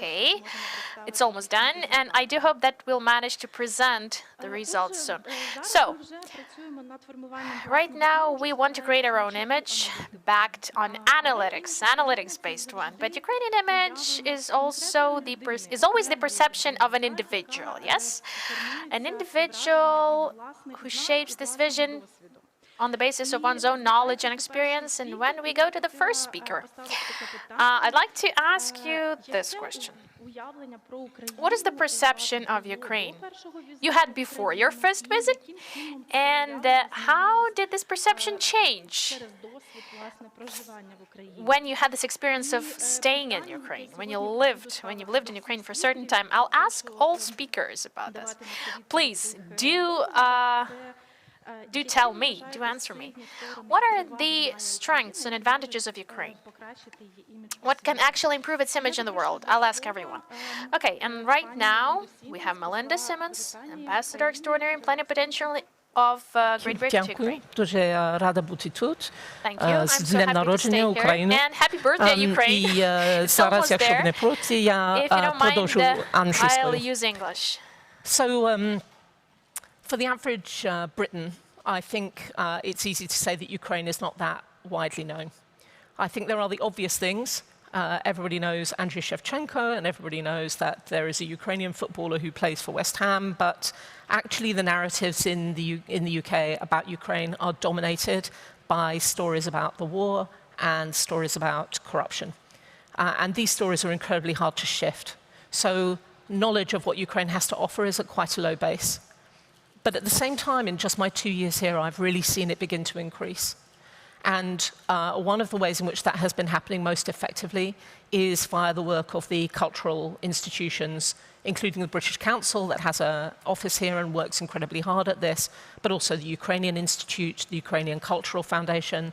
I think it's hard to underestimate the value of those arm's length bodies who are really well placed to be telling the story of a modern and a diverse and a pluralistic Ukraine. So frankly, if there were one thing that the country would want to do, it is to enable those organizations to fill that role and to do their work. But on the point about how hard it is to shift the narrative, it's also true that however many positive images one can put out about Ukraine, and there was a very, very good moment recently when Ukraine was going to play England in the Euros, and I was expecting there to be a flood of positive images about Ukraine in UK media, and there wasn't. It was a classic, if you like, reminder to people of what are the issues that people tend to associate most with the country. It was a real demonstration of how hard it is to shift that. And the truth is that one of the only ways to shift it is by reducing corruption and ending the conflict. For Ukraine, both of those include really serious challenges. It's one of the reasons why the UK works so hard to support Ukraine in both of those. And of course, in the question of the conflict, that's not something just for Ukraine to end. That is something where Russia has to change its policy. Otherwise, Ukraine is also always going to have to be dealing with this narrative and that risk. That said, as some people know, I have personal history with Ukraine. My mother's family originally came from Ukraine. In fact, I grew up with Ukrainian food without actually knowing it was Ukrainian food. Borscht on Friday night was just borscht on Friday night. Nobody ever told me that that came from my great-great-grandmother's Ukrainian cookery book.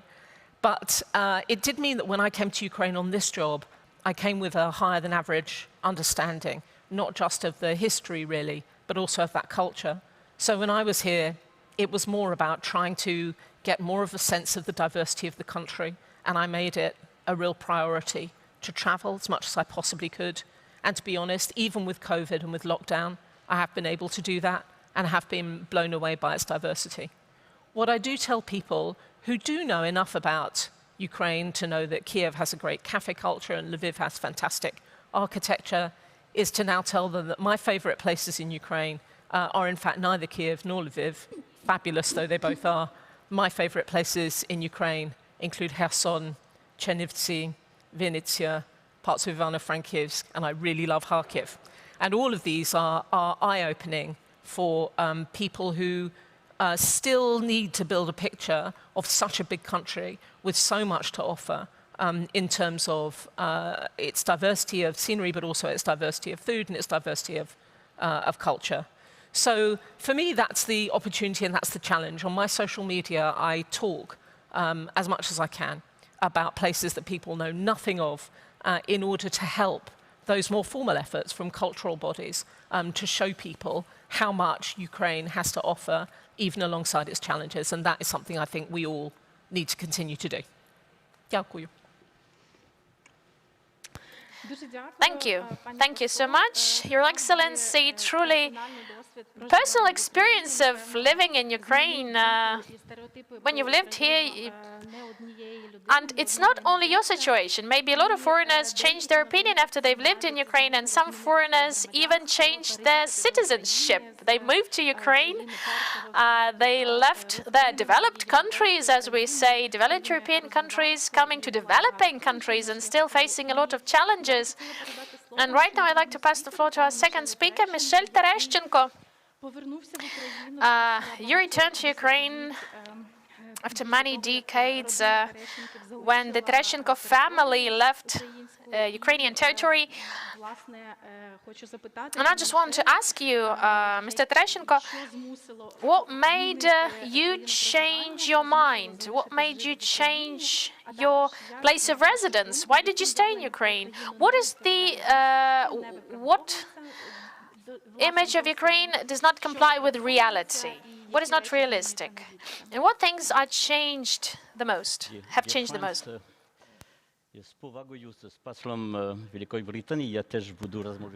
So if you allow me, I'll use English as well. Excellency, dear listener, thank you for inviting me to this panel. It's a great pleasure for me. I have been French for 60 years of my life and Ukrainian for the last 6 years. So I would like to share with you, as part of Image of Ukraine, some feelings I have on the present status of the Ukrainian society. First, I would like to fight for received ID, отримані ідеї про Україну, which are, first, that Ukraine was a communist country. It is impossible. In 1917, only 5% of the population was communist. And communism was imposed on Ukraine only thanks to repression, torture, and extermination, and a lot of constraint. But Ukrainian never, it's impossible for me to believe that Ukrainians were communist. It's a very strong country of individuals which are looking for the same ideals as the European nation, and which are far different from a tribe of Slavic slaves that would like to live under fear in a communist regime. For me, in 1991, Ukrainian mentality won the war against the communism, and Russia could say now that it's two countries, one people. It's totally wrong. The second received idea is that Ukraine is a poor country. Ukraina bedna kraina. It's not true. I have been for 5 years the mayor of what I believe is the poorest 35,000 inhabitants city in Europe. And during those 5 years, I have seen the material problems which are affecting the Ukrainian society. But nobody went to see me because it was dying of cold or dying of hunger or in a very terrible shape, like it could be in France. So I think the Ukrainian society is very resilient and very strong in solidarity. The third thing is, отримана ідея, received ID, is in Ukraine there is no middle class. Нема середнього класу.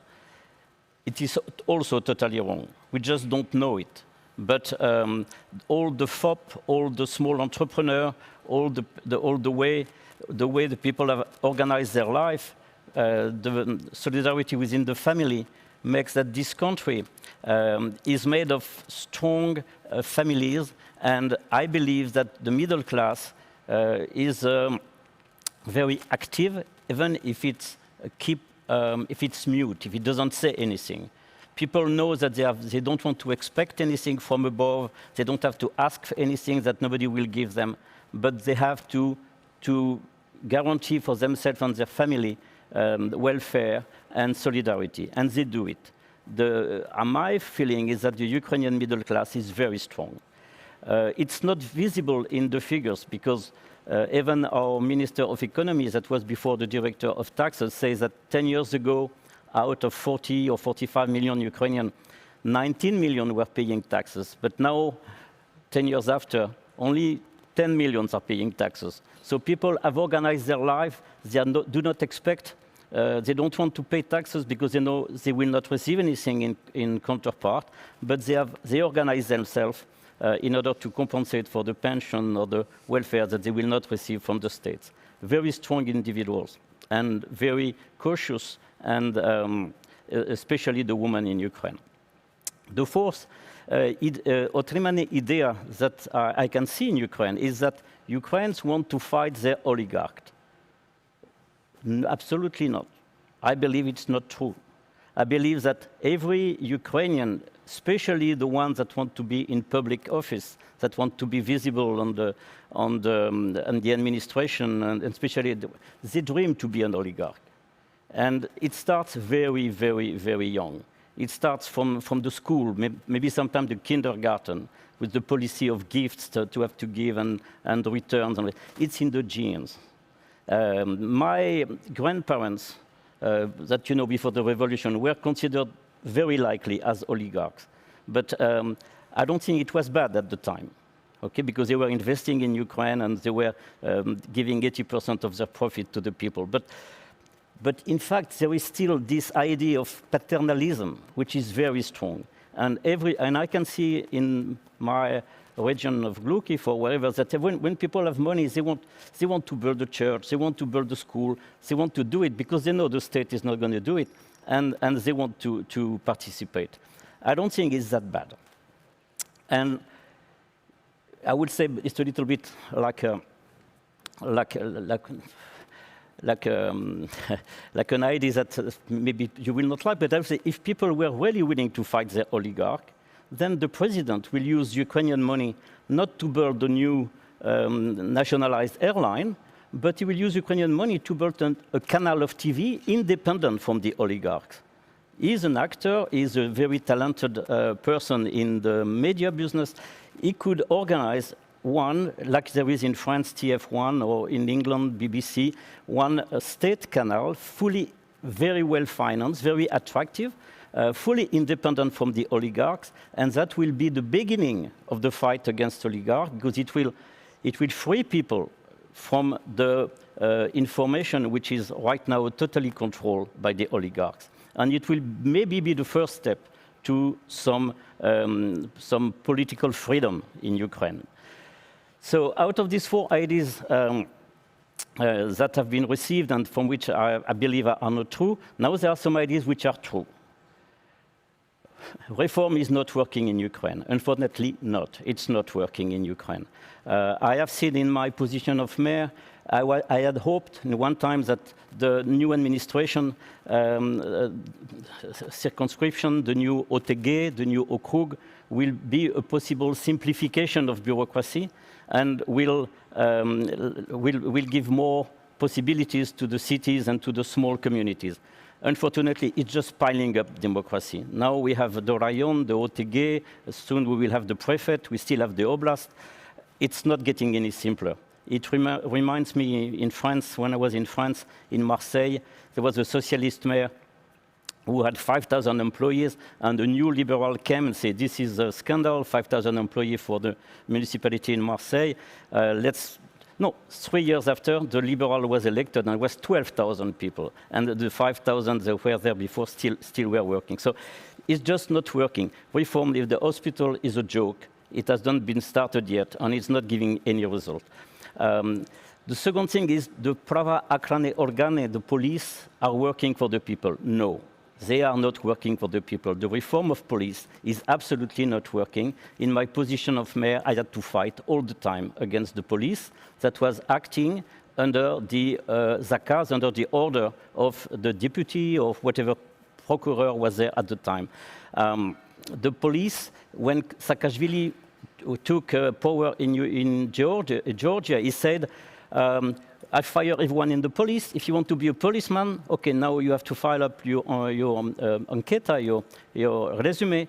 But there is some condition, but one condition, that you have never been in the police before. And now what we did here in Ukraine with Avakov and all this situation, 94% of the policemen are the same as before. They have new uniform, new cars, better salaries, but the same people. And even the ones that were fired at the time of after Yanukovych are coming back now. So reform is not working in Ukraine, and police are not serving the people. The thing, justice in Ukraine is still a lottery. 60% of the judges are very good people. 30% of the procureurs are probably very good people, but the rest of them you can buy. So if you want to go in a lawsuit, there is a big lottery. Will you get a good judge or not? There are very brave judges and very brave procurers, but they are not 100%, unfortunately. And now I will like to share three problems, three world situations that are affecting Ukrainian. First is the demography.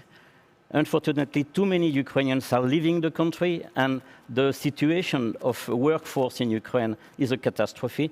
I have seen some villages in near Lviv where only pensioners are working. All the young people have left to Europe or to elsewhere. It's a catastrophe for Ukraine. It brings money, that's good, but it doesn't bring any future. The second thing is the war. The war in Ukraine, at the eastern part of Ukraine, is for me for a long time. Nobody should believe that the war will stop anytime soon. It's like Israel and the Arab country. It will be for a long time because it's defining the border of Europe in the future. So the war is here to stay. And now you have the COVID. And the COVID is making like a new wall between the rich country and the poor country. It is a situation where, unfortunately, Ukraine is not reacting very quickly. We are not vaccinating our people quick enough. We are not paying enough attention. What's happening now in France, in England, and in other countries should alert us. We have to be much more effective, because if not, we will go on the side of the countries that are not going to come back.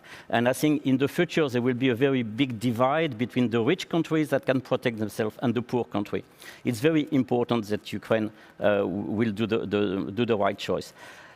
So from all these ideas, I could say that in Ukraine you have a very strong, which I believe, market, which is very well informed, which is very solid, which is very careful of what they could buy. And if you want to invest in Ukraine, I think it's a very good thing, because people are very talented, very hardworking. Not only the military are the best in the world, but also the people. I'm very surprised all the time by the initiative, by the rapidity of reaction of the Ukrainian people, especially the young people. So it's a good country to invest, but you should invest not to try to get a lower, more competitive advantage than in other countries because you want to pay low wages. This is not possible in Ukraine because you don't have too many people now to accept low wages. It's not a new China. You should invest in products which are giving you added value, where you can pay people better than what they could get elsewhere. When you can care for developing a special product. I will take two examples. The one is the milk. For example, when I was starting here in Ukraine 18 years ago, there was the company Besnier. It was Mr. Besnier came, and he could invest for milk production and cheese and yogurt production in all the world, especially in Russia, try to attract him. But he chose Ukraine. He chose Ukraine. People told him, it's a very poor country. Why are you spending money to invest in Ukraine? He said, because the Ukrainian women, when they buy smetana, when they buy the cream, they test it before, and they buy only the good one. And this is very typical, I think, of the Ukrainian society. It's people that want to live well, that want to live the European way, that have possibilities to buy, and they are very careful of what they're doing and to protect themselves. Дякую дуже, пане Мішель. Дуже дякую. Дякую дуже so invest wisely, and Ukraine is a good country. Дуже дякую за такий ретельний. Thank you for this detailed analysis of the situation, and truly, I want to start discussing it with you as with Ukrainian, and to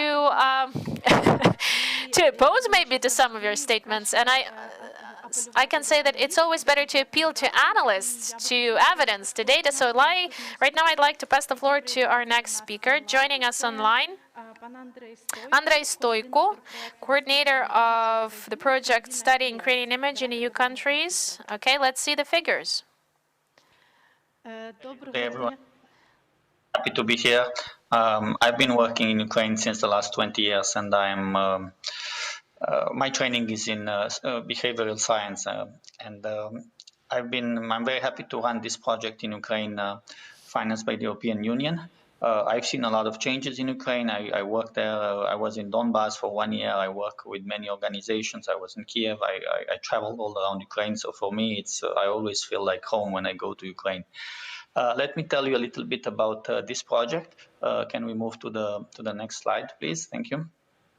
So the European Union is financing a research project in 6 countries of Europe. Next slide. Where basically a consortium of companies is researching the image of Ukraine in 6 countries. Next slide, please. The research is done like that. We are doing focus groups, which means direct interviews with politicians, with media experts, with NGOs, with people who are doing the politics, implementing the politics in their countries. And these interviews give us a very good insight about how these decision makers in Europe think about Ukraine. The second part of the project is we run surveys like where we talk to 2,000 people in each of the 6 countries, and we ask a very complex questionnaire that was devised with the support of the Ministry of Foreign Affairs in Ukraine. And finally, we do social media audit and media monitoring audit, where we look at the Facebook, the Twitters, the YouTube accounts, and we see how Ukraine appears, and we also look at the media. We're also looking at the way the Russian propaganda and the Russian narratives are affecting Ukraine and how this disinformation works. The project is still not completed. I will show you the results for a few countries, and it will be completed in September when we'll have a major conference and a major presentation in Kiev and in Brussels. Can we move to the next slide, please? I will start with the key findings, and some of the distinguished guests have also mentioned that. There is very limited visibility about Ukraine in Europe. Basically, people think much less about Ukraine than we think, than we do. And this is an issue. Most of the time, most of the responses are in the terms of, I don't know, I am not informed, I am not aware, I don't intend to reply. Other key findings, there's a lot of room for positive communication. I will go more in details on that. And that basically there's a lack of trust in general in Europe, and we have to take into account, can we change the slide please, the context in which this research is taking place, where in Europe there's a lot of mistrust in the media, there's a lot of mistrust in the governments. I'm looking at our distinguished guests from France, and we see what is happening in France now, and how people have a very show a lack of trust in basically what the government is saying. And this is not only happening in France, it's happening in all European countries. So the conclusion for Ukraine is that yes, there is a strong audience of maybe 1/3 of population in Europe that has positive views about Ukraine, about everything basically, and agrees to the Ukraine being a very interesting, a very good partner country and deserves all the help. That's 1/3. But most of the opinions, more than 50%, have a very limited trust in this, very little knowledge about what is happening. Can we change the slide, please? Thank you. About the Russian propaganda, we found out the Russian propaganda surprisingly doesn't really work. And sometimes many of our experts say that debunking Russian propaganda is also giving a lot of audience to it. So things that are very important for us as experts are not really important for the general public. And I think there is some sort of community between Europeans and Ukrainians. I found this, one journalist in the focus group said this very famous conclusion that Ukraine is the future of Europe. I mean, sometime in the future, Europe will be a lot like Ukraine, which is a little bit twisting the approach. Can we change the slide, please? Thank you. So a lot of issues that Ukrainians are considering important, like, for example, corruption or lack of confidence in their institutions, there are also issues that Europeans are considering important. Can we change the slide, please? Thank you. I think there should be more slides. Yes. Yes, please. Yes. Again. So a lot of things that we do in Europe, and a lot of the things that people are saying is any geopolitical issue does not play well with European audiences. Yes, the war is an issue, but every time you ask mainly politicians and decision makers about the complex geopolitical issue, the result is not very good for Ukraine. So I think there's a lot to do in terms of positive communication, but a lot less but a little bit to change the narratives. Can we change, please?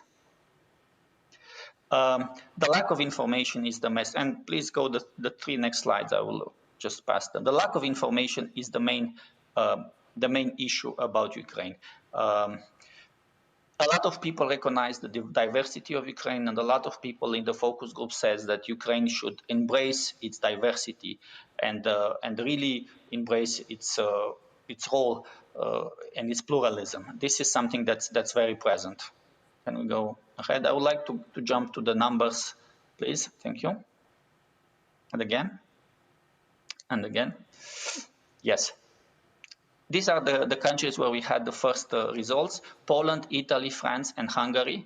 Can we change the slide? Thank you. The interest of Ukraine is very much linked to the level of education. This I'm talking about now, the general surveys. The more people are educated, the more they have interest in Ukraine. Can we change, please? Contacts in Ukraine are quite limited, very limited in France. By contacts, we understand personal, business, family, very limited in France, very limited in other countries also. A little bit more in Germany because of the migrant workers. The media role is very important. The media is shaping the image of Ukraine in Italy, in Germany, in France. And interestingly enough, people who are using Russian media and who are sensible to Russian propaganda are people who have the most connections with Ukraine.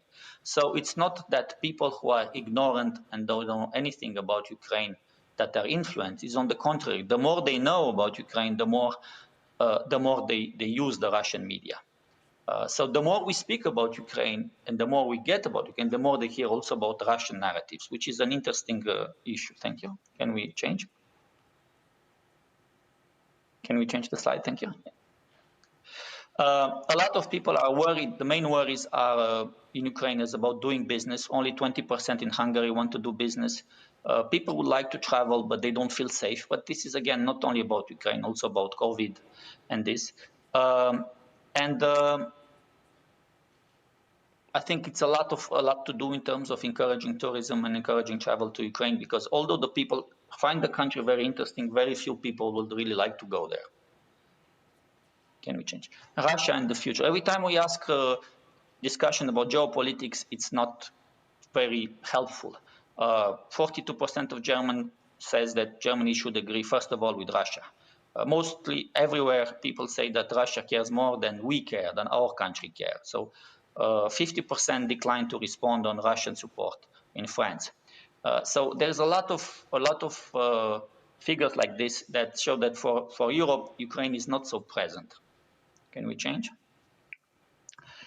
In terms of European integration and NATO integration, again, majority abstain. Only 1/3 of the European public supports it. 1/3 oppose it, 1/3 don't know, though they don't want to know. That's all over the countries, in Poland, in Hungary, in this. Only 1/3 basically is the public that supports Ukraine getting closer to the European Union and NATO. Can we change, please?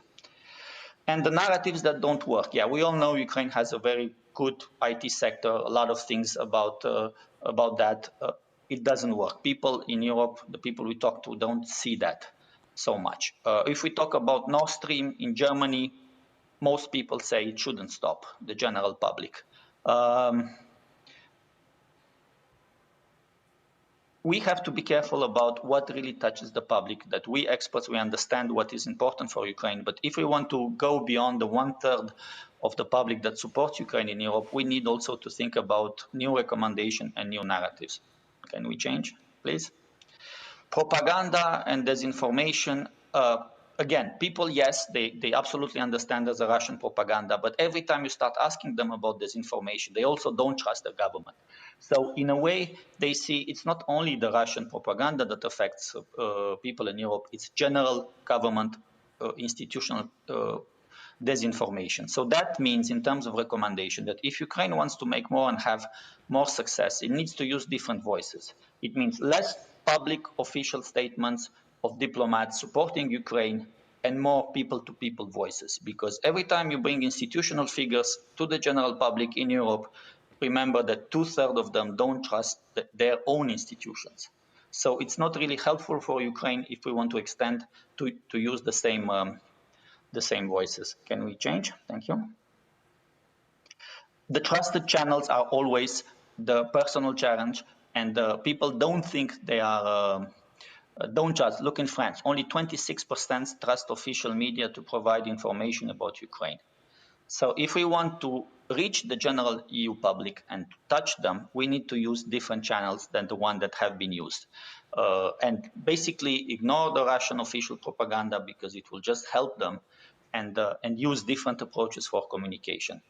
And I'm going to stop here, and I'm going to say that for the future, and we will make some recommendation to the Minister of Foreign Affairs of Ukraine and the European Union to see how we can best develop narratives that can work and then increase Ukraine's support in Europe.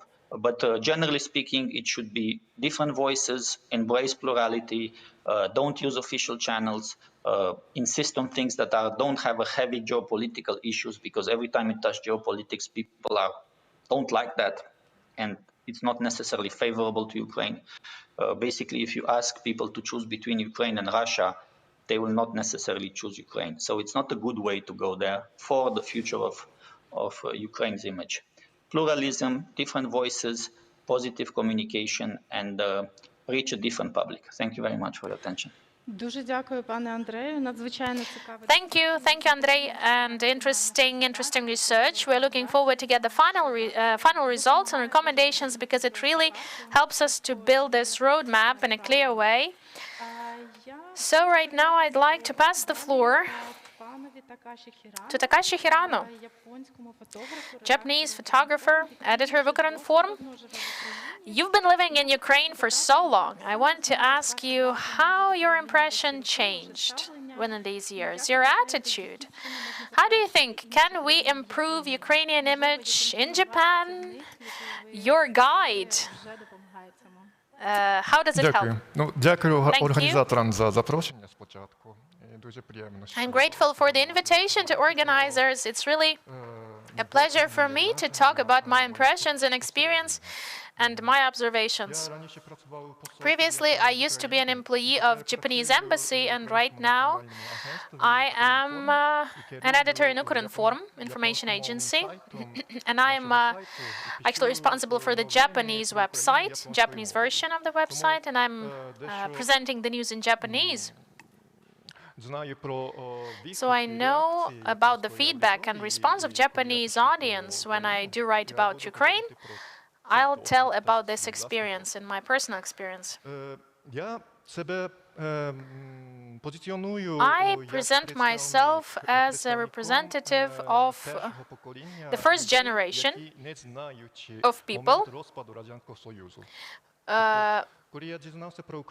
who did not know anything about Ukraine when the Soviet Union fell. So when I only heard of Ukraine for the first time, there was no Soviet Union. For me, it's an independent country fully. I knew nothing of the Soviet Union. I know Ukraine as a European country, but 20, 25 years ago, when I only started getting some information about Ukraine, a lot of information I had about Soviet-type information. No, first we had, of course, when I only started learning. The trend, this Soviet-generated, this Soviet impact when it comes to Ukraine, this trend is losing its strength. Within the last 25 years, it's It's weakening, and Ukraine itself is changing. It's changing in the right direction, I can say, the very correct one. I moved to Ukraine 12 years ago, approximately, and before that I heard that many Ukrainians told that nothing was changing in Ukraine, nothing was improving, but no. I can say that Ukraine is progressing. And we are moving in the direction we actually chose. This Soviet impact, this Soviet face is transforming, and we become more pro-European and positive dynamics. It definitely is. Among the Japanese who know nothing of Soviet Union and the Soviet portfolio, when they come to Ukraine, when they visit Ukraine, they actually have no stereotypes of prejudice towards Ukraine. In their own eyes, they can see that they can see Ukraine as it is. And they give very positive feedback. They tell that, okay, this is a truly European country, a nice country, and they take it positively, they accept it. They perceive it positively. They tell about it to their colleagues and friends and families, and this trend strengthens. It's interesting. On the other hand, not so many Japanese do know much about Ukraine because definitely there is a lack of information in our region, in Asian region. Not so many books about Ukraine in Japanese on internet. You won't find so much information as well. Previously, only so-called Russists told something about Ukraine, who still were pro-Russian, pro-Soviet people, and they know a lot about Soviet Union and know like something about Ukraine, but through the prism of Russian or Soviet narrative. And it created a lot of problems for Japanese to perceive Ukraine properly. This trend is being changed. Young people who know nothing of Soviet Union, millennials,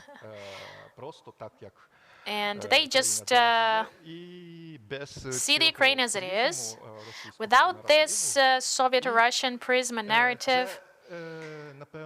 And I think this is the biggest change I can observe within these 10-20 years. The task is that, again, not much information is there. We need to give more information about the country. We need to fill in this vacuum, fill the gap, and tell what modern Ukraine is. I just want to say, how can we improve this image of Ukraine? In Japan, in particular, what should be told? What should we tell about? The specificity of Japanese culture and environment is that if it's not in Japanese, Japanese will not understand and will ignore it. You know, they're very nationalistic in that kind of way. So yesterday during this event, Serhiy Korsunsky gave a very good statement that Ukraine today is promoting itself a lot. Mostly, it's to English-speaking countries, or like to European countries, we refer to them more, without taking into account the specificity of the Asian and Pacific region, where English is not that popular. In my native country, in Japan, English is not that popular, well, unfortunately. And when Ukrainians do tell about Ukraine in English, but many Japanese still tend to ignore it. For them, it's hard to get the essence of this promotion. So, we still have the vacuum. That's why we need to tell this in Japanese.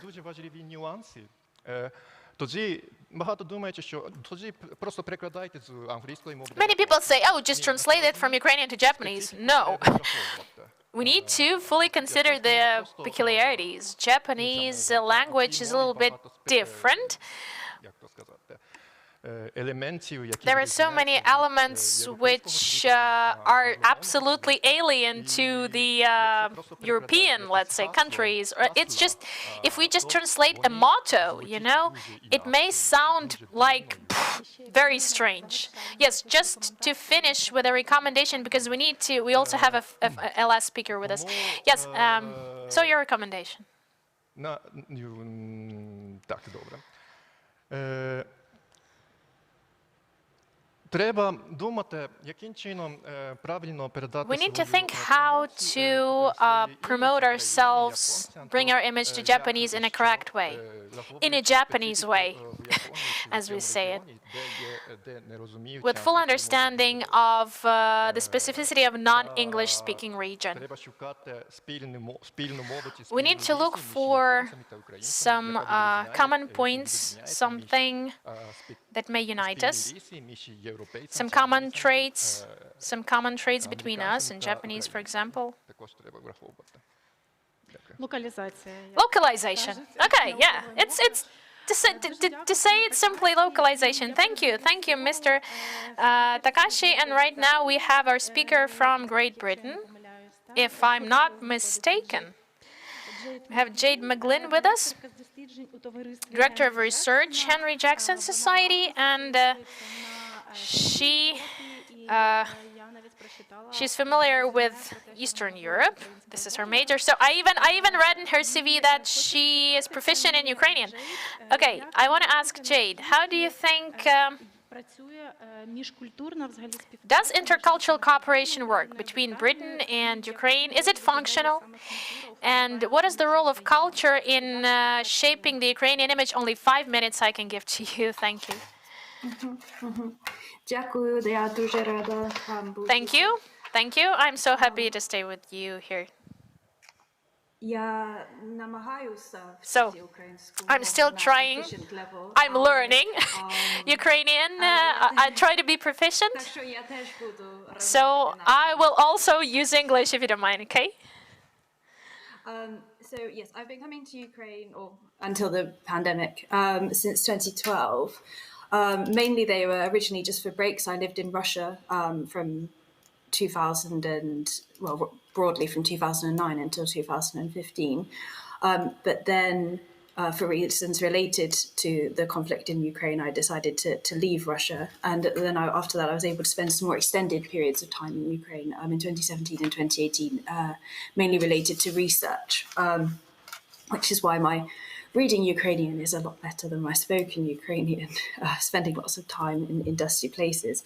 What I would say in answer to your question is certainly intercultural cooperation can work. And I think if there's, in some ways, there's very little that I can add from an academic point of view, because Andre's wonderful presentation has explained so much, and also our ambassador has spoken, the UK ambassador has spoken so well across so many topics. But I did want to point out what I think has been the excellent work in the last couple of years by the Ukrainian Institute in London, where I think actually some of the discussions around changing the narrative and offering a different narrative that isn't just focused on rebutting Russian propaganda, or isn't just focused around buzzwords such as hybrid warfare or whatever might be the flavor of the month in the more political science focused areas. I think Ukrainian Institute has done an excellent job of trying to convey that, because certainly in my time in Ukraine, I was one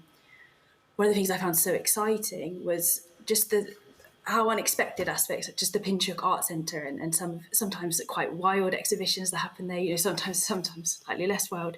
And also, of course, some of the more traditional museums too, but as well, not just the high culture, but the popular culture. As somebody who was living in Russia at the time, it was quite unusual to come to Kiev and then put on Ukrainian TV and see sometimes quite mean political satire. It was a very different, a completely different environment. And in some ways, of course, it's natural that I'm going to, as somebody who specialised in Russia, going to focus perhaps on that element too much. But it's the contrasts between Ukraine and Russia that struck me, and it also, I think, where perhaps how best to describe it, like moving away, I suppose, from that juxtaposition or that opposition. So some of the work that's been done by the Ukrainian Institute has been wonderful, and of course by the British Council. And I know there's the upcoming UK-Ukraine season of culture, and I think again that will help to just put more of those different types of narratives into, well, because even say for somebody like me, or when I was already learning Ukrainian at Oxford, I had never heard of the Rozstrzeliane Відродження, the executed generation. Відродження. Відродження. Дякую. And I know that there's been some work, there's been some aspect there. I mean, of course, I'm not talking about something that perhaps is going to appeal to absolutely everybody in Britain, but I do think that these elements of cultural exchange are important. And one area that I perhaps think we could see more of, we're very lucky in Britain to have, many Ukrainians studying here in our universities. But I think it would be nice to see more, perhaps, exchange between the universities, to give British students or graduate students in particular the chance to go to Ukraine. I know that when I was a graduate student doing my PhD, and similar for other people in my Ukrainian class, they would have been quite keen to spend a sort of term in one of Ukraine's universities in Lviv or in Kiev, but it wasn't easy to work out that there was any. Certainly, we didn't work out at the time that there was any option to do so. So I think making sure that it happens both ways, because whilst there were some interesting panels in the last discussion on digitalization and the importance of digitalization of culture, to a certain point, of course, that's completely true. But also those people-to-people connections are very important. The need to make sure that they continue. So I suppose I'll stop there. I don't want to go over my time. Thank you so much. Дякую дуже. Thank you. So basically, that's all, I guess, with our conversation, with our panel for today, and it's quite a difficult topic to draw a red line, with this discussion. How foreigners to see us, and to draw the line under these 2 days of intense discussions and presentations, and I can just offer a couple of statements for you to consider. The first one is that Ukraine is truly doing everything to change its image in a strategic context. We've enhancing strategic communication, public diplomacy, and cultural diplomacy, and we are shaping our new brand, and we can see where the aim is. We do clearly understand what we want to achieve. But of course, what complicates our work? Lack of resources and aggressive propaganda from Russian Federation. But even these small resources that we have, I think we use it in an effective manner. At least I want to hope. We still have some data we can use as a background. We have this active dialogue with the whole world. We know that we need to use the language the world understands to talk to one and to discuss something that we have in our common agenda. A lot of work we have, but we are very optimistic and inspired. We know that we have something to be proud of. We want the world to be proud of Ukraine. I'm so immensely grateful to you all, and I'm so immensely grateful to all the speakers who presented themselves within these 2 days. Huge gratitude to organizers. And it's not the end, ladies and gentlemen. Thank you.